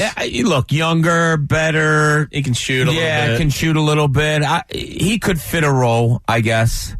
If you're asking me, do I want Kelly Olynyk or Mike Scott? I mean, it's an easy question. All day long. Yeah. All day long. Yeah. So Mike Scott is... But you're doing minor tweaks like that. Like, really, there's not many people that even make sense here in terms of getting minutes. I don't know where they would go. And Tobias Harris is one of the leading minute players over the last few years. Isn't he like top 10? Yeah, so he might be top 3. That's crazy talent. So if he's on the floor for 35 minutes a night almost in the regular season, that gets up to like 38. And Ben Simmons is probably up there in minutes too. Yeah, so you're talking 10 minutes that you're looking for somebody to fill. Yeah. There's no huge need in my mind. How nice is that to say? I there's agree no with you. huge need. I'll say it right now. Kevin Durant, I said at the beginning of the hour, Kevin Durant is not healthy for the postseason. The Sixers will run that broken down retread bus of the Nets off the road. They will roll them. I tend to agree with I think Durant. they'll roll them. Does this ever work where, names all flock to a Dream team? Like I feel like ask Vince Young. I feel like it's rare that it works. I mean, Miami with LeBron. Miami did. That was before the season. And they had a whole year. Yeah. They lost to the Mavericks. This is not and I got to tell you, that was mismanagement. That was mismanagement. They lost that series to the Mavericks. Yeah. I wish we knew someone we could talk to about that series. I always get told shut up when I bring that up. Millions of Americans have been affected by identity theft, but you can get LifeLock today. And the folks at LifeLock are going to save you up to 25% off your first year. Go to LifeLock.com with the promo code RISK. Promo code RISK. At least we have the Flyers tonight on the Fanatic. Joy. We got the Flyers tonight. It's going to be a win. Buffalo. Better be a win. I mean, they traded Eric Stahl, and he didn't even know he was going. He was already at the building. that's how much people want to get out of Buffalo right now. Just get out of there. Oh, my gosh. Who do you start tonight? You're playing a team that's lost 19 in a row, I believe. Do you throw Carter Hart in there and say, find your confidence? Carter Hart, and then you just cover Sam Reinhart. I'm telling you, this Hart, to me, is just not... Carson Carter Kingery? I mean, seriously, it's Carson Carter Kingery. It really is. It's a good name. Because that's where we're at right now. Carter Hart, he's the worst goalie in the NHL. He's not good. You can't make it up. He needs a vacation. Why? Just get removed from this situation. Get his mind somewhere else. Because he has to get his head right. They gave him one, though. Or did the organization... Okay, so then he doesn't need a vacation. He needs some actual defenseman in front of him. Or did the organization... No. You've got a oldster in the Nets, a journeyman oldster in the Nets. Yeah, but he's not. Who plays in front of lighting the world on fire has either. The same defense in front of him, and is absolutely giving you a chance to win most nights. I don't want to hear this on Carter Hart. Don't put it on the defense. Oh, it's not justifying his play. No, but people saying, "Oh, well, the defense in front of him." But he gets hung out to dry a lot, and so does his counterpart, and somehow Elliott manages to be able to help this team get wins. Fair. It's terrible. It's terrible. Carter. I feel like we're back to square one with Flyers. Right now, seriously, Carter Wentz. Oh God, Carter Wentz is letting this team down. I mean, it really is. He'll be all right. You think? Yeah, you better say that in the form of a question. Scott Hart in net tonight. Better, So the University of Michigan's hockey team got removed from the NCAA tournament. Cam York? And the fact that Cam York has not already signed is a joke. Oh my gosh. Kid's a stud. Why is he not signed? They were eliminated. They were eliminated, what, Tuesday? It was Last the 26th. Tuesday? They got removed because of COVID protocol. By the way, that is. It's hit again. Yeah, I heard it. Yeah, it's Tuesday. Totally back. I heard it talk to someone at church the other day. I was saying something about Monday. I said something awful. My wife called me out on it yesterday. I said chur instead of chore. Oh, I know that one. I don't normally do that. She goes, what the hell did you say? What was it? I said chur. About what? What was the response? I meant to say chore. And I said chur. Well, you say drawer wrong. Bura. That's wrong. Can I ask you guys how you say towel? Towel. Because my wife's... Should be TOWL. Yeah, when my wife met my mom's side of the family, who are all from upstate New York, she was saying, can I have a towel? But she was saying it, can I have a tail? It sounded more like tail than towel, and they had no idea what she was talking about. Kinky. Wait, your wife was saying she wanted tail? She wanted from another man, primarily. From a man. Oh, by the way, happy birthday, T-Dog. Yeah, we missed it on Friday. Yeah, the big. It was a big one. 7-7. No, it's not 7-7. T-Dog, wait a minute. Whoa. You didn't tell us it was her birthday on Friday? No, I did. He mentioned it, and Bob said it's going to be my takeaway of the day. You didn't mention it to me. And I didn't touch it. Yeah, and then Bob forgot. You didn't mention it to me. Oh, sorry. I thought my mic was off. She's getting up there to the point where we just put her on I would have made sure that she got a big shout out. Yeah, we're just going to put her on an iceberg and push. Happy birthday, T-Dog. Love T-Dog. By the way, the big one. A great congratulations with a school with the storied athletic history of my alma mater, Cardinal O'Hara High School. Doesn't have many firsts. But congratulations to the girls basketball team at Cardinal O'Hara High School for winning their first state championship. Oh, nice. Congrats. First state championship. I'm surprised they didn't get it when they had Natasha Cloud. Is that her name? I think that's her name. Natasha. Yeah. I'm surprised they didn't get one with her. She's a hell of a player. Not a state title till this weekend. Congratulations. Nice work, girls. That's good O'Hara knowledge, to the Lady Lions. Natasha Cloud. You coming me about the WNBA. Mr. Delco over here, Jamie Lynch. Someday she may join me in the Hall of Fame. Let's go to Cooney's Corner. Oh, my God. Let's go to Cooney's Corner. So the Eagles moved back. Now what? Now, let's see what's in Cooney's Corner. I want to rip up this thought that I had and just throw it the hell out the window. You have to do it. You have to do it. On the show sheet, you better do it. They did. They moved back. We've talked about it. Sure as hell do it. Part of me says, kind of what Jamie hit on earlier, part of me says, okay, if they're going to be bad for a year, which we're all clamoring for and saying, hey, let's do the 3-13, let's get the really good draft pick, it's probably the right move to do. I know, it sucks. But then all I do is keep blinking my eyes and see Jamar Chase wearing number 1 in a uniform and saying, oh, my God, how are they not going to do that? I know. So is there some validity to say there's understanding to what they did? No, there's understanding. The best way I can say it is I don't like it, but I understand it. I understand it, but I understand. Can we go there, John? Can we get you to commit to that? I understand if the thought process was we're an organization that has done well in the draft, this makes complete sense.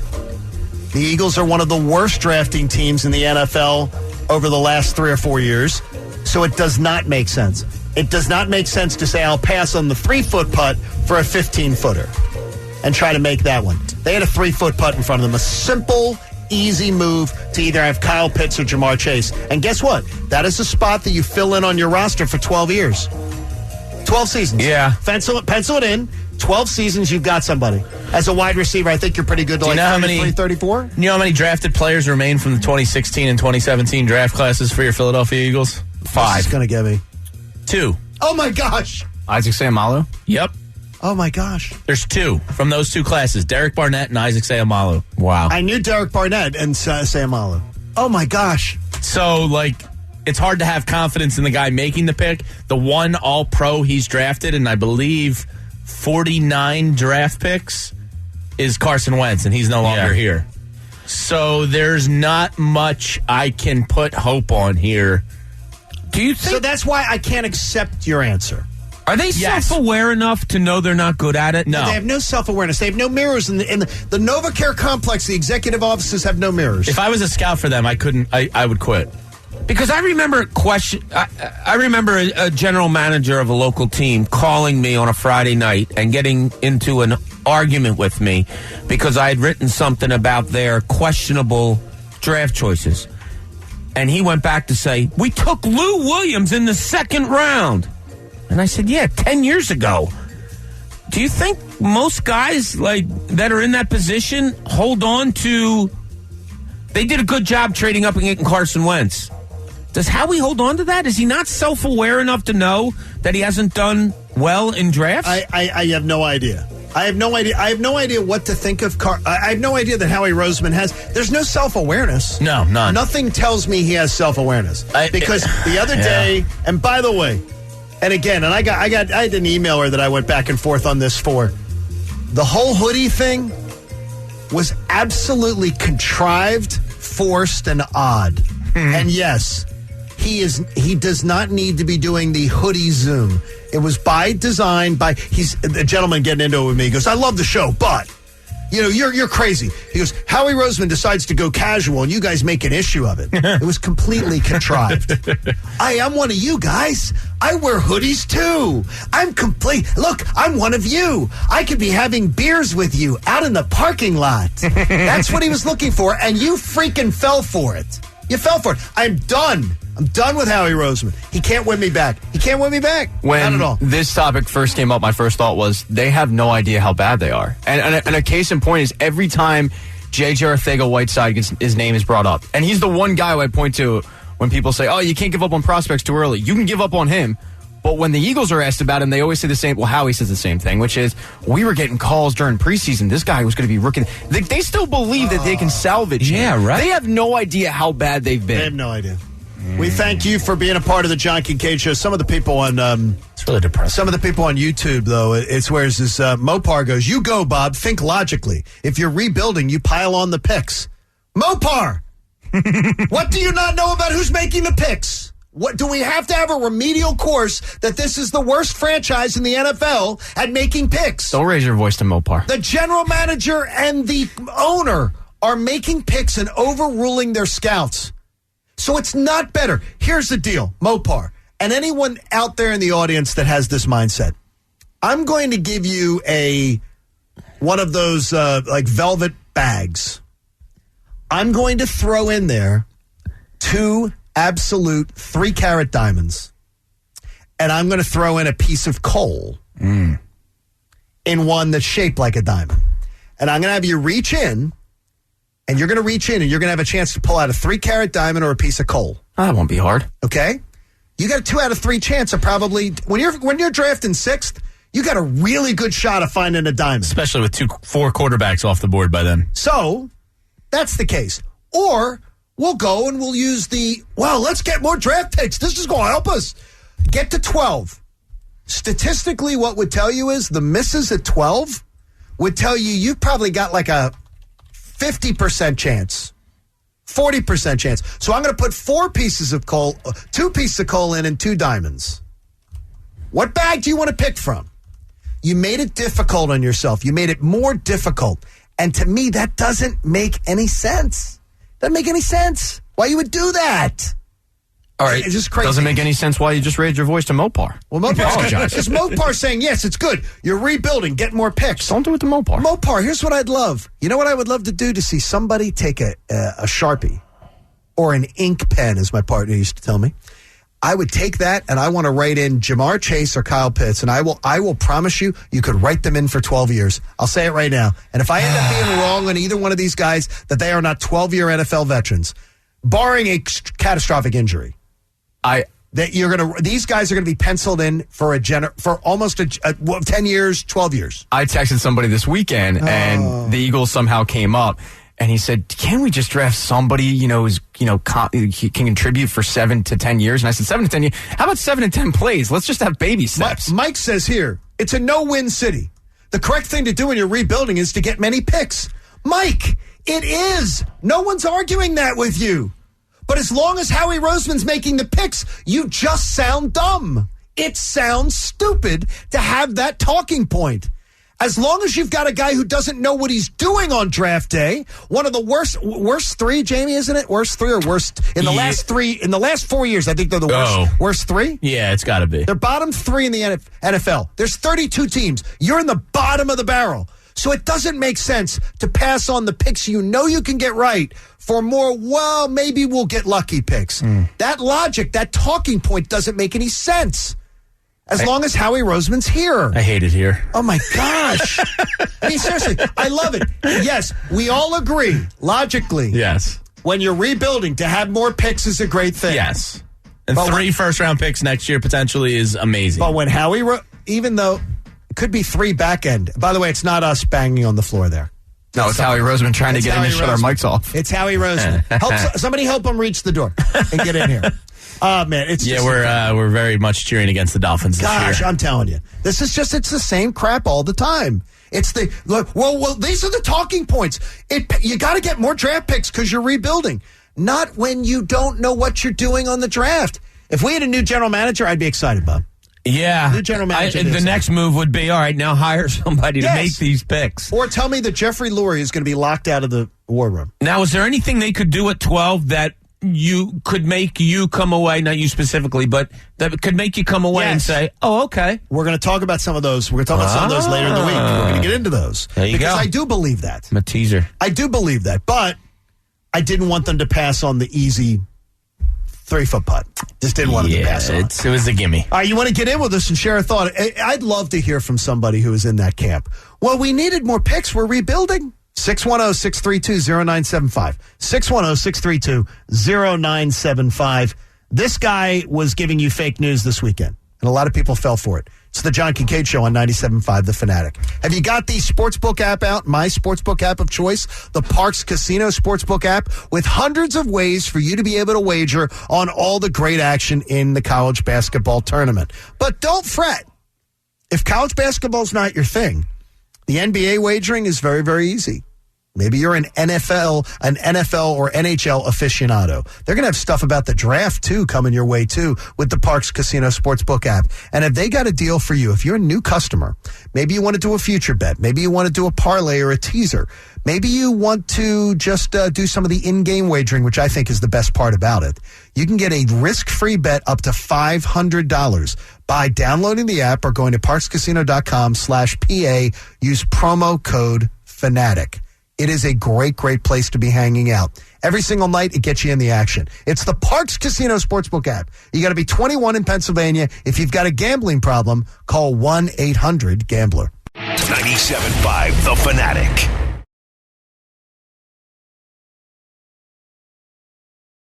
$97.5 The Fanatic. By the way, it's a 5 for 5 Monday. Anthony Gargano can have his 4 for 4. We got Union Talk? We're 5 for 5 right now. We're 5 for 5. Joe Z the other morning was one of our sales reps. Your scorecard, yeah. Was trying to figure out what the scorecard was about. I said, every day you have a chance for a perfect scorecard. That would be 7 of 7, which I'm very numerically challenged. I love the numbers. A perfect day is 7-7, meaning that every bottom of the hour segment begins when the clock is at 8:30, 7:30, 6:30, 9:30, and the top of the hour begins while the clock is still at double zeros. You have a chance to go 7 for 7 every day. We're 5 for 5. On being late or on time? No, on time. We're 5 for 5 on look time. at us. I wouldn't be happy if we were. I wouldn't be happy if we were, not on time. Even though I do really want Coach to get on something right now. Coach, I think it's about time. In fact, right after the show today, I want you to stroll over right into Joe Bell, the big boss's office. I want you to bypass Chuck's office. Go right to the big boss's office and say, I need something fixed. Kincaid demands it. Sure. And put it on me and use my last name. Make it sound important. There's something new OCD-ish that's going to drive me crazy about our new office space. Okay. All right. If I take a wander over there quickly, I'll bet you I could pick it. Or is it minute? Go right now. Go to our new office space right now. There's Bob's not a whole lot in to there. figure it out. Not Bob's a whole going lot. to try to figure it out right now. Bob's going to walk over and try to figure out what it is. It is going to drive me mad. I don't know that any one of you can figure. You know what? I think this is. I can be quite anal. This is a bitter bit. I threw the anal out. A better bit. You got derailed. Bob will go over first, and if he doesn't get it, then Jamie, you can go over. Okay. And you can take a look. There's something that's going to drive me. It's an empty room right now. I have a guess of what it could be. No, but that's save it because you may be the one that cracks the Kincaid code. Yeah, I have a guess too. Of maniacal numbers and crazy. How many times have you been over there? Because it seems like you go over there at least twice a week to stare at an empty office. I was going to say once a day. Three times a week. And what do you do? You just look. I'm looking and I'm looking for things that bother them. They got carpet. It's at the spot and I'm saying, okay, it looks nice. Like I love the fact that we're going to have 2 of those isolation chambers where you can take a phone call in private, or you could do an interview or something and have one of them. I think that's really cool. I think it's one of the things in this office where it's nice. Real good thinking. The massage table was a good idea. Oh, I didn't see that one. Yeah, I need the Papa Shot room. Where's that going to be? Papa Shot room. Yeah, maybe the icy machine was. It's like nice see the foosballs with the. I want the hockey. I think I want the checks in my house, but my nephew Billy, his buddy made the Eagles shuffleboard table. Nice. I think I want to play. I think those are quality. I think I want the sawdust. Yeah. You had that in a golden tee in your new man cave. Would be awesome. That would. Well, the thing is, though, the shuffleboard. I think that with a cocktail, my wife and I could play. Oh, absolutely. And just be having a conversation, and play, and do something. It's great to mindlessly just toss. It's a fun little game to get good at. Hell yeah! So Bob's going to look and see if he can figure out what I'm. My cousins have one of the old school shore houses that's like dating back to probably the 50s, and on the side of the house is one of those old school shuffleboard. Oh, really? With the quaits? Oh, yeah. With the quaits and play, really? Yeah, and we'll play forever. Do they have an outdoor shower? Oh, of course. It's awesome. You got to have an outdoor shower. All right, Bob, did you see something that you think maybe you've gotten into my head? I don't think I did. Is it? I can't tell you anything. All right, I'll go. Jamie's going to go next. Oh, Jamie's going to look. Jamie's going to go next. He's going to figure it out and try to figure out what is bothering me about the new office. I have a guess, but I'll wait for Jamie to come back. Oh no, I wanted your guess. Okay. Is it the ceiling? No. Okay. It's not the ceiling. All right. And I don't think Jamie heard that. So it's ceiling's never a problem for me. Nothing with the ceiling. Nothing with the ceiling. So, do you even look at ceilings? It's. I mean, with the cloud coverage, it's tough. It is. I mean, it gets to be a little much. But it's amazing how it's amazing to. I got to tell you, I'm finding the Howie Roseman. I find Howie so disgusting as far as just his draft history. Not personally, his draft history. Right. But I find more annoying is the people that are trying to soft play it. Like one of our fine YouTube viewers says, "Look, the idea is you want the guy who's bad at the draft to have more picks because then he has a better chance to get lucky. What you want to do is have more quality picks. If you've got a team that doesn't draft well, you don't want them to have a bunch of 5th, 6th, 7th rounders." Yeah, the Howie Roseman in particular is a guy that it seems like he would rather have 7 pennies than 3 dimes. I don't. And it happened last year where they would trade back, get all these picks, and it's great. But you're acquiring 5 picks after the 5th round. Right. Which it's like, oh, wow, let me get excited for Quez Watkins. How about this one? We've got a draft geek in the audience. He is a self-proclaimed, he says in his very first sentence to me, Matthew, he says, "I am a draft geek." He said, "John, your accuracy rate is correct." He says, if you go back 20 drafts, your chances of getting a long-term starter at 6 are distinctly better than a long-term starter at 12. It's just factual. He goes, it's just factual. God, imagine that. There are better players available at 6 on the board than there are at 12. He said, this isn't a hard concept for people to grasp. He said, trying to tell me that Howie Roseman's going to find a guy at 123? You can run with that all you want. Yeah. He says, I refuse to buy into it. Yeah, and it's funny that he said that because that's what I've been doing. What is that? Like, he said the fact that you believe that Howie Roseman's going to find a winner at 123, he goes, he says, your fanboy sounds a little, the sound of fanboy is a little condescending. He says, but when it comes to discussions of Howie Roseman and some of the things that you guys get into, it's absolutely correct. I just don't understand it. Jamie, do you have a guess? I have no idea. I tried to count like uneven amount of like tiles or outlets. I was looking for discoloration. I was looking for like door panels. Pat, I was like, what the Pat, hell you is can go. he We're not going to talking take a about? call. Okay. You're not going to take a call. So Pat's going to go next. So Bob, I don't what was your Bob guess? guessed the ceiling. I was But he counting didn't know- ceiling tiles. I was like, You were something- counting ceiling tiles. Well, there's only tiles like every other. Yeah. It's tiled and then it's open and then tiled and then open. So I thought Yes, maybe that's that's a design choice. Yeah. Like somebody brought in, and I'm surprised that Joe Bell sprung for Chip and Joanna to come in here to design the place. I'm surprised. Yeah, I couldn't figure it out. Joe, all Bob wants is a better coffee pot. Yeah. Like, I mean, easy. Like they went with the designer. Yeah. Let's like the open loft look or whatever. It's I got very interesting. nothing. All right, I got well, we're nothing. going to find out there. So we'll find out a little bit more. Maybe one of you can figure it out. By the way, I did think that if anyone would figure it out, it would be Egan. Okay. And I will tell you why. But in the linchpin, It's got to be something low. Ian Rappaport got scolded by the Eagles. And Jamie, it's something you wanted to talk about today. Yeah, absolutely. This is the Even with no Egan, we still got it. Look Good at hustle, Coach. Coach. Coach is clutch. I started up because I didn't think we were going to have it. Look at Coach making me look dumb. There you go. Yeah, so Ian Rappaport Friday, after all this went down, put out a tweet that I thought at the time was an insight into how the Eagles view Jalen Hurts, which is not the answer long term. Because he talked about, which made no sense to me, trying to get up to number 3 in San Fran's place to attempt to get Zach Wilson. You'd need to get to number 2 to get Zach Wilson from all indications right now. So that didn't really add up to me. And I was like, okay, the fact that they're interested in a quarterback, I could see, but Zach Wilson at 3, I don't see at all. So he puts out that tweet. Saturday morning, he's got to walk it back. And my first thought is, ooh, Ian's source at the Eagles slapped him on the wrist because he put out this tweet. Rephrasing an earlier tweet for clarity. Right. Early on in the draft process, the Eagles felt Zach Wilson was a strong prospect. But for where they are, they felt moving back and collecting a future first was a better way to build a team. Nah, Ian, I don't think so. Want me to pull back the curtain for you? Because it was laid out to me. Ian Rappaport has bad sources within the Eagles. And the next big scoop that Ian Rappaport has will be the first that somebody else hasn't had. Just being honest with you. He does not have great sources in the building.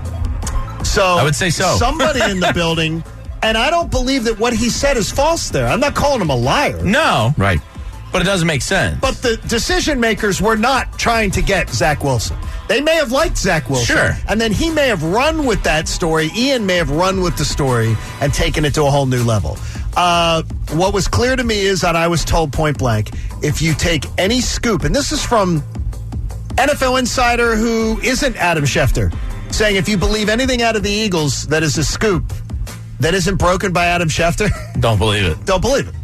Because Adam Schefter has that building on lockdown. For better or for worse. For better or for worse. I mean, even the local guys get scooped by Schefter. Yeah. Because he is the guy in position. Now, that also calls with it, Bob. You know, Adam has to sift through the BS. Oh, no question. You're in that position. Come on, man. There's times you're told stuff that I don't know how many times I was asked through my career, why didn't you run with that? And I just said I chose not Like to. that Rappaport tweet about them liking Zach Wilson felt like an off-the-record comment. Olivia is crushed, by the way, still this morning. Yeah. Her super cute pick in the draft. Yeah. Yeah, He wears a bandana and all. Yeah, there's not that you don't trust all people, but there's some people that might tell you something and you just, okay. If they round back to me and say, why didn't you run with that? I absolutely then would believe that they were setting me up. Yeah. Why didn't you take my bait? Yeah. I would say if somebody said that to me, why didn't you run with that scoop I gave you? I'd go, Oh, now you wanted the real information out there? They're setting me up. Believable. They're setting me up. Yeah, and sometimes I'd say, well, I didn't think it was that big of a story. I don't know what to tell you. Pat, do you have a theory, by the way? I actually have 2. Okay. The first theory that I had was that the door opens to the left. Nope. But guess what, though? That's a good guess. That was a good guess. But I must tell you, that bothered me. But I've gotten past that after around 3 weeks since they put the decoder on it to let you in. That's very observant on your part, though. That did bother me. The second one's a little, I mean, this is really stretching, but the outlets are, someone might perceive them as upside down. No. No. By the way, the upside-down outlet means that's the one that can work on a switch. Oh. Boom. So if you see an upside-down thing, that means if you plug into that one, you can operate it with a light switch. Oh, the more you know. Wow, look at you. You didn't know that? No, I did not. Yes. Huh. So if you have an upside-down outlet, plug your lamp into that, and you can turn it on and off with the light. You can turn it off with the light switch. Wow. Or you don't have to use the lamp. I mean, and you guys are so much handier than I am. But I knew that one. You're much handier than I am. Bob, you're doing so much work at the new home already that I couldn't do. Yeah, you could. Yes. Yeah. I know this. You could do better with Ian Rappaport. Yeah. You do. That wasn't a good look for him. I would just suggest that, and I think, Jamie, though, where you're observant is, I think he got his source within the Eagles is now exposed. Yes. Within the building. Yeah. That somebody goes, wait a minute. Who would have been feeding Ian Rappaport that information? Yeah. And that's not... And that is, I think, where you nailed this story on the head. Because the reverberations of that kind of, let's call it a stupid tweet to put out, like what was there to gain, gets to Jalen Hurts. And look, I think he's mentally, head is on right and all that, but he's going, oh, you guys want to trade up and get a quarterback? It came from Carson Wentz, there's no doubt about it. Okay, I see you. Well, and, if I'm Jalen Hurts, I just put that in my motivation chamber and work a little harder. I would have seen a column put out if it was from Carson Wentz. I would have. But I'm sure read that in a column. I'm sure the upper echelon of the NovaCare Center was none too pleased that tweet went out. Somebody was exposed. Yes. You may not always need a new water heater, but when you do, we want you to choose our friends at Bradford White. Sensational, isn't that this? Sensational. Yeah. Howie was like, "Wait, I didn't tell anybody that. How did that get out?" Or we did talk about that in a meeting, and I was with these three people. Yeah. When that got discussed. And I was told it is complete BS that as of last Friday, the Eagles organization was super high on trying to make a move to go get Zach Wilson. Mainly what I was told is because of the fact the Eagles organization knows Joe Douglas like the back of their hand. Yeah. And they know that if that pick is ever going to be traded, it'll be traded draft night or right before it. For it won't be traded. Quite a booty. It will not be traded 5 weeks out of the draft. Why would Joe Douglas do that? It makes no sense. No. Makes no sense. Not a little bit. I can't believe, though, that and a gentleman asked earlier, he goes, why does it make sense that the Dolphins wouldn't take, weren't interested. They traded to 8. Okay, they traded back to 12. Mm-hmm. They did trade back to 12 because they already knew they had a deal in place that they were only going to 6. Would you like me to share the Albert Breer nugget this morning? I do like Albert Breer. About this. By the way, Albert Breer, story I never told you guys. Albert Breer on John Kincaid Show on the network. I asked him before the 2017 football season, give me the dark horse team that you would pick to win the Super Bowl. He said, you're going to be real happy with me, John, because it's the Philadelphia Eagles. Good call, buddy. And I said, really? And he goes, oh, yeah. And it was before I went to Vegas. And he said, you should put money on the Eagles to win the Super Bowl. I said, wow. I tend to every year. I said, I do. If I think, like this year in July, I will not. No. I will not. Pointless. But I tend to put down $100 on the Eagles to win the Super Bowl. And I cashed it in that year at 35-1 odds, and Albert Breer was part of the reason. So this is from Albert Breer this morning, addressing the question that was just asked. He says the Eagles worked exclusively with the Dolphins, and Roseman had to keep the trade under wraps in the 2+ weeks in between to allow for the bang-bang nature of how it eventually would all go down.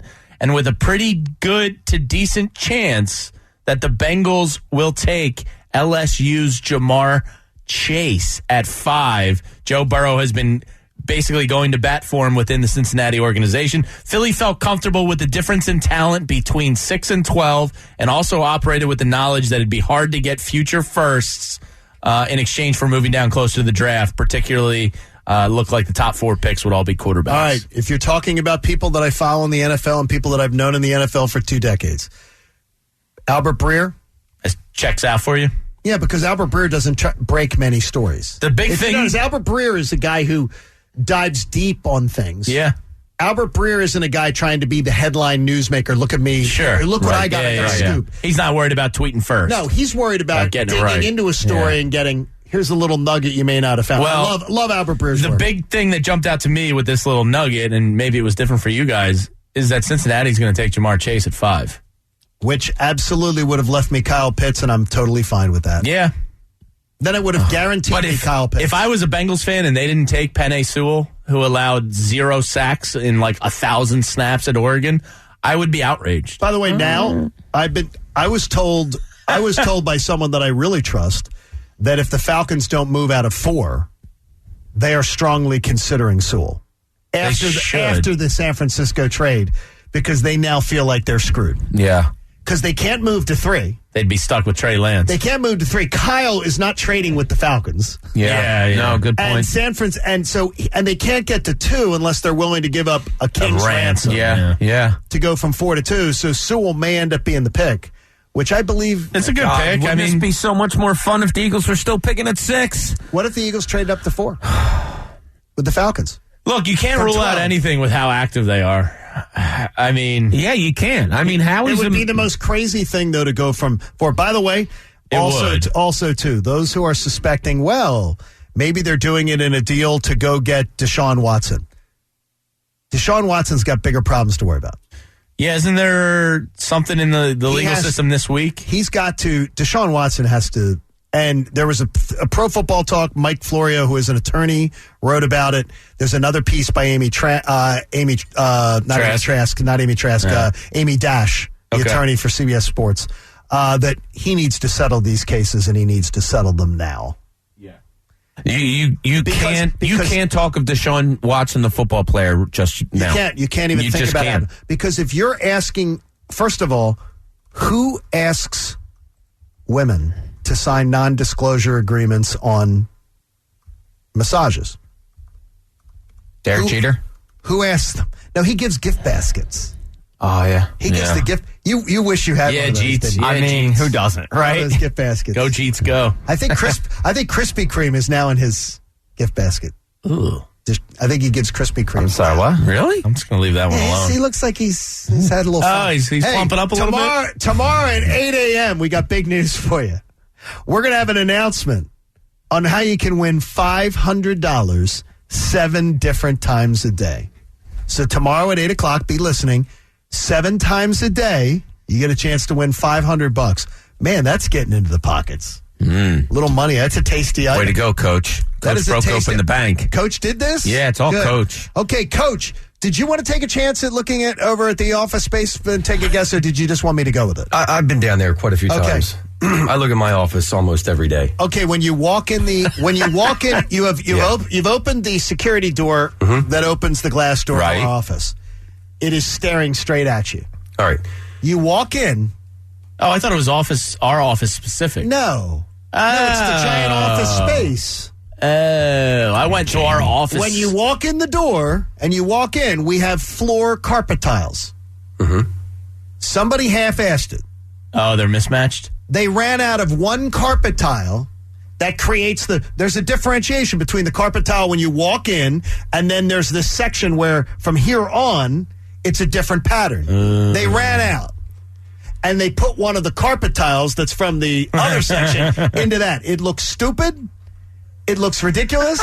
And somebody half-assed it on a Friday afternoon laying down carpet tiles. I got good news for you. What? The other day, we were standing outside of our studio here where new carpeting has been laid, and Jamie Lynch was leaning up against the wall, and his foot brought up 2 pieces of carpet. Yes, rather it happened easily. to Connor, too. Really? So, yeah, happened to Connor also. So, it could be fixable. We could go over and maybe have some fun with it. Oh, that's because they basically scotch tape the carpet down here. Well, wait a minute. Now, look, you can take a picture of it later. It looks asinine. I'm going to go look at it on break. It looks now. asinine. You know, and I'm mad at myself for not picking that up because I'm mad at you too. Because I had noticed it before. Oh, you did? Yeah, because when you walk in, it's very noticeable. And by the way, and I figured, Pat, you'd get it because you're closest to the ground. Well, why do you have to go there? I know, right? Like it's a fact, but you don't have to go there. I thought that Pat would get. No, but I actually thought you were going to be the one that get it. I'm going to call Martin Law. I thought it was our office specific. The law firm for Introverga. Dumb. You know, Jamie, whatever show he listens to must be really good in the morning. Must be. I thought in the whole way over, I was like, this is our office specific. Whatever show Jamie listens to must be really entertaining in the morning. I should have asked. All right, we got another hour left of this fun and frivolity. There's a 17-game NFL schedule. And miserable SOBs are complaining about it. It's unbelievable. It's the John Kincaid Show. This is 97.5 The Fanatic. Hey, guys, you know I'm betting the tournament this year on FanDuel Sportsbook in partnership with Valley Forge Casino, America's #1 sportsbook. Because on FanDuel, your first bet is risk-free. It doesn't matter who you're betting on. New users get up to $1,000 insight credit if your first bet doesn't win. FanDuel has odds on all the action, an easy-to-use app, and always-on promotions. So your next chance to win with FanDuel is only minutes away. Had a pretty good weekend. My favorite is still alive. I told you I got Michigan. Good play was Baylor this weekend against Villanova. I know a lot of heartbroken people out there, but Baylor was the play. FanDuel wants to make you a millionaire. Yes, you. They're giving away $1 million to one lucky bettor. New and existing users, well, you get an additional shot at the payout every day you bet the tournament. So if you want a shot at becoming a millionaire or even a thousandaire, download the FanDuel Sportsbook app. Just use promo code BEER so they know I sent you. FanDuel just gave away $1 million and will be doing so again before the end of the tournament. Sign up now. FanDuel Sportsbook, promo code BEER. Must be 21 or older and present in New Jersey or Pennsylvania. No purchase necessary. Restrictions apply for $1 million drawing. Risk-free offer for first online real money wager only. Site credit is non-withdrawable and expires in 14 days. Restrictions apply. See sportsbook.fanduel.com for details. If you have a gambling problem, call 1-800-GAMBLER. 97.5 The Fanatic.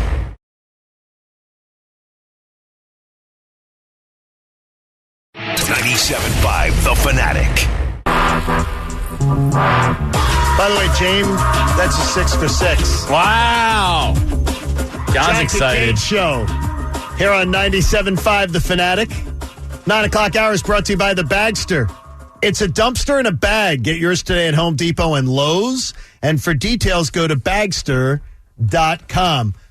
Bob's pointing today, too. Bob's feeling it, too. He's pointing. You're eating something. What's Bob eating is the question. I just had a little cracker. The peanut butter cracker. You don't tend to eat. I don't. During the show. I know, but I'm messed up today. Like Jamie just said, he heard it in my voice. I texted my wife earlier.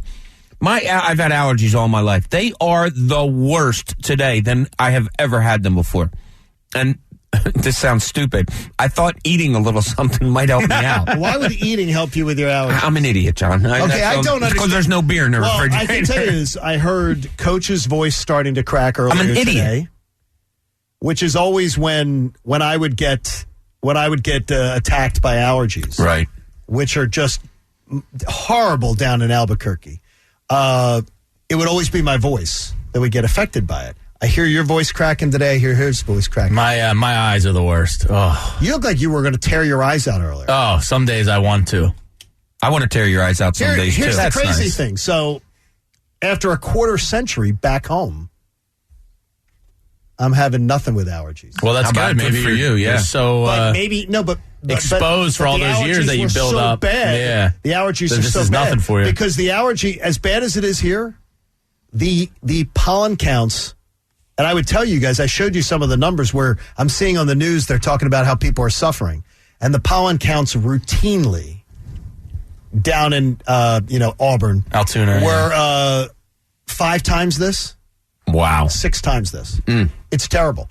The emergency rooms get overrun with people with breathing problems when the pollen count gets really high. Yeah, 9,000 pollen counts. Jeez, 8,000 pollen counts. Yeah, I woke up at like 2:30 this morning and had to go into the bathroom, just like washed my face. During the middle of the night. In the middle of the night. I could. It was usually horrible. the rain kind of keeps it down a little bit. That's yeah, weird. Not last night. I don't know. Have you changed your filters lately? Because you're in a rental. I'm leaving anyway. You see, that's what part of it is, though. You got to change your filters. Yeah. Make sure you do that. As we start the 9 o'clock hour, our own Adam Schefter broke the format of the new NFL 17-game schedule, which will be secured this week by an owner's vote, but reportedly they've already voted on or come to agreement on it on emails, but they have to do it in formal fashion. The season will start as usual the Sunday after Labor Day weekend, and it extends through a week 18. So here's your calendar marks. September 12th, the season opens, and for 18 Sundays, we get regular season NFL football through January 9th. Wild card weekend is the 15th and 16th of January. The divisional playoffs are the 22nd and 23rd of January. The championship games will be played the final Sunday of January, January 30th. Super Bowl pushed back 1 week to February 13th. That is what they will vote on this week, and it should be secured. So there it is. There's no second bye week inserted. The Eagles' prize for finishing fourth, well, they get to play the Jets on the road as their 17th game. So every team in the NFC East will play every team in the AFC East, and you will match up by where you finished the last year. So it doesn't change much. I enjoyed the symmetry of the 16-game season. But I heard so many people on social media this weekend going, I don't like it. Don't like a 17-game season. It's not even. I don't like, why change 16? It's perfect. It's all good news, folks. We're getting more NFL football, an extra weekend of NFL games. And the NFC East teams are going to get a 9th home game in 2022. So you're going to have 9 home games. That's going to be fun. All while the American obsession with the NFL continues to grow. And as I say, and I cue Jamie Lynch for it, count me in as one of the signature sheep. That's me. John Kincaid Show with Bob Cooney, the sheep himself, Jamie Lynch, Pat Egan, and the coach, Eric. That sounded more like an alpaca. Such a skill. I had my wife convinced that I wanted to someday have alpacas, to raise alpacas. And I kept saying to her, why are you laughing at that? Like, that's a dream. You find them to be a peaceful creature? No, I totally was conning her. Oh. Because she makes fun of things that I like. Because it's like my daughter said yesterday, I had like 27 or I think I had 27 of those Monopoly slips from Acme. Yeah. When you check out at Acme. Yeah, right. sure. I usually give them to the person behind me because I don't collect them. Monopoly. They're mine. Okay. I'll keep it for you now. Sure. They're Monopoly game pieces. They're mine. I was like, the Monopoly game pieces. I always look at the person, I say, do you play? And they say, yeah. I had a all yours. pile of them. And just decided that I was finally going to go through them to get them off the counter before the girls arrive on Thursday. Oh, you got a big weekend ahead. So they're coming in on Thursday. Yeah. All right. So I was like, okay, so this is not that kind of weekend, Bob. It's a 1-bedroom apartment. We got 3 people in it. Well, you asked me to take Olivia out to lunch with Jenna, exactly. so I figured you got a little something going on. So I was going through those, and my daughter she had to do a project for school where she was interviewing her dad, and she says, she goes, you're going to be the best old man.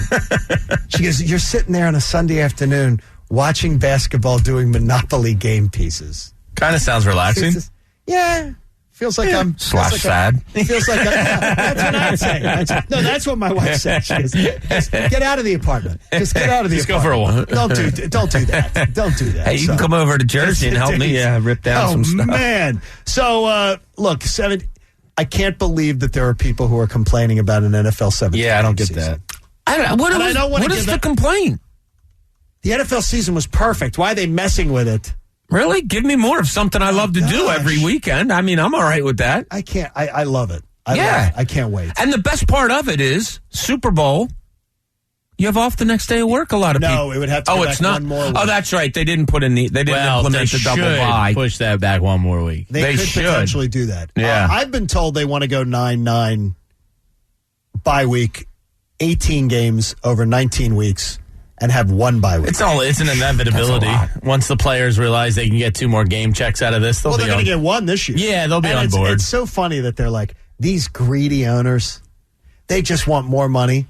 The players do too. Yeah. Memo to you, the players do too. 2 game checks are pretty nice. And they're like, no, Drew Brees doesn't want it. Drew Brees is 44. And guess what? The guys who are at the top of the payroll food chain, he made a lot of money. They don't want it. Yeah. The guys who are, by the way, how does it get voted in the 17th game?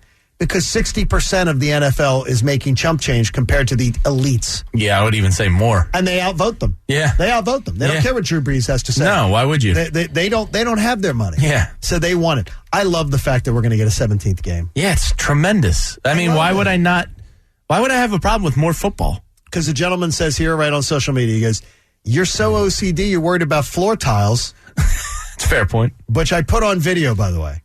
I put it out there on social media. I did put the video so you can go see it. The abomination of the tiles. It's pretty bad. I went and looked at it. But the idea of an 8-9 season, no one can go 500 anymore. Yeah. It is odd. You talk about record books. I sort of like it that anybody can say a winning season or a losing season. Yeah, there's nothing out there. No more purgatory. We had a winning season. We had a losing season. I keep forgetting to ask Father Ames about that. I don't believe in purgatory, but that's a whole other issue. Egan, you like 17 games?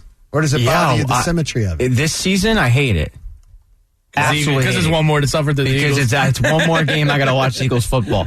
But, I mean, as a football fan, how do you complain about this? If you're a Philadelphia Eagles fan, I get it, because this team's going to be bad, but more football is more football. Guess what? Look at all people, social media that has touched people. 97.5 The Fanatic. I saw a lot of discussion of it.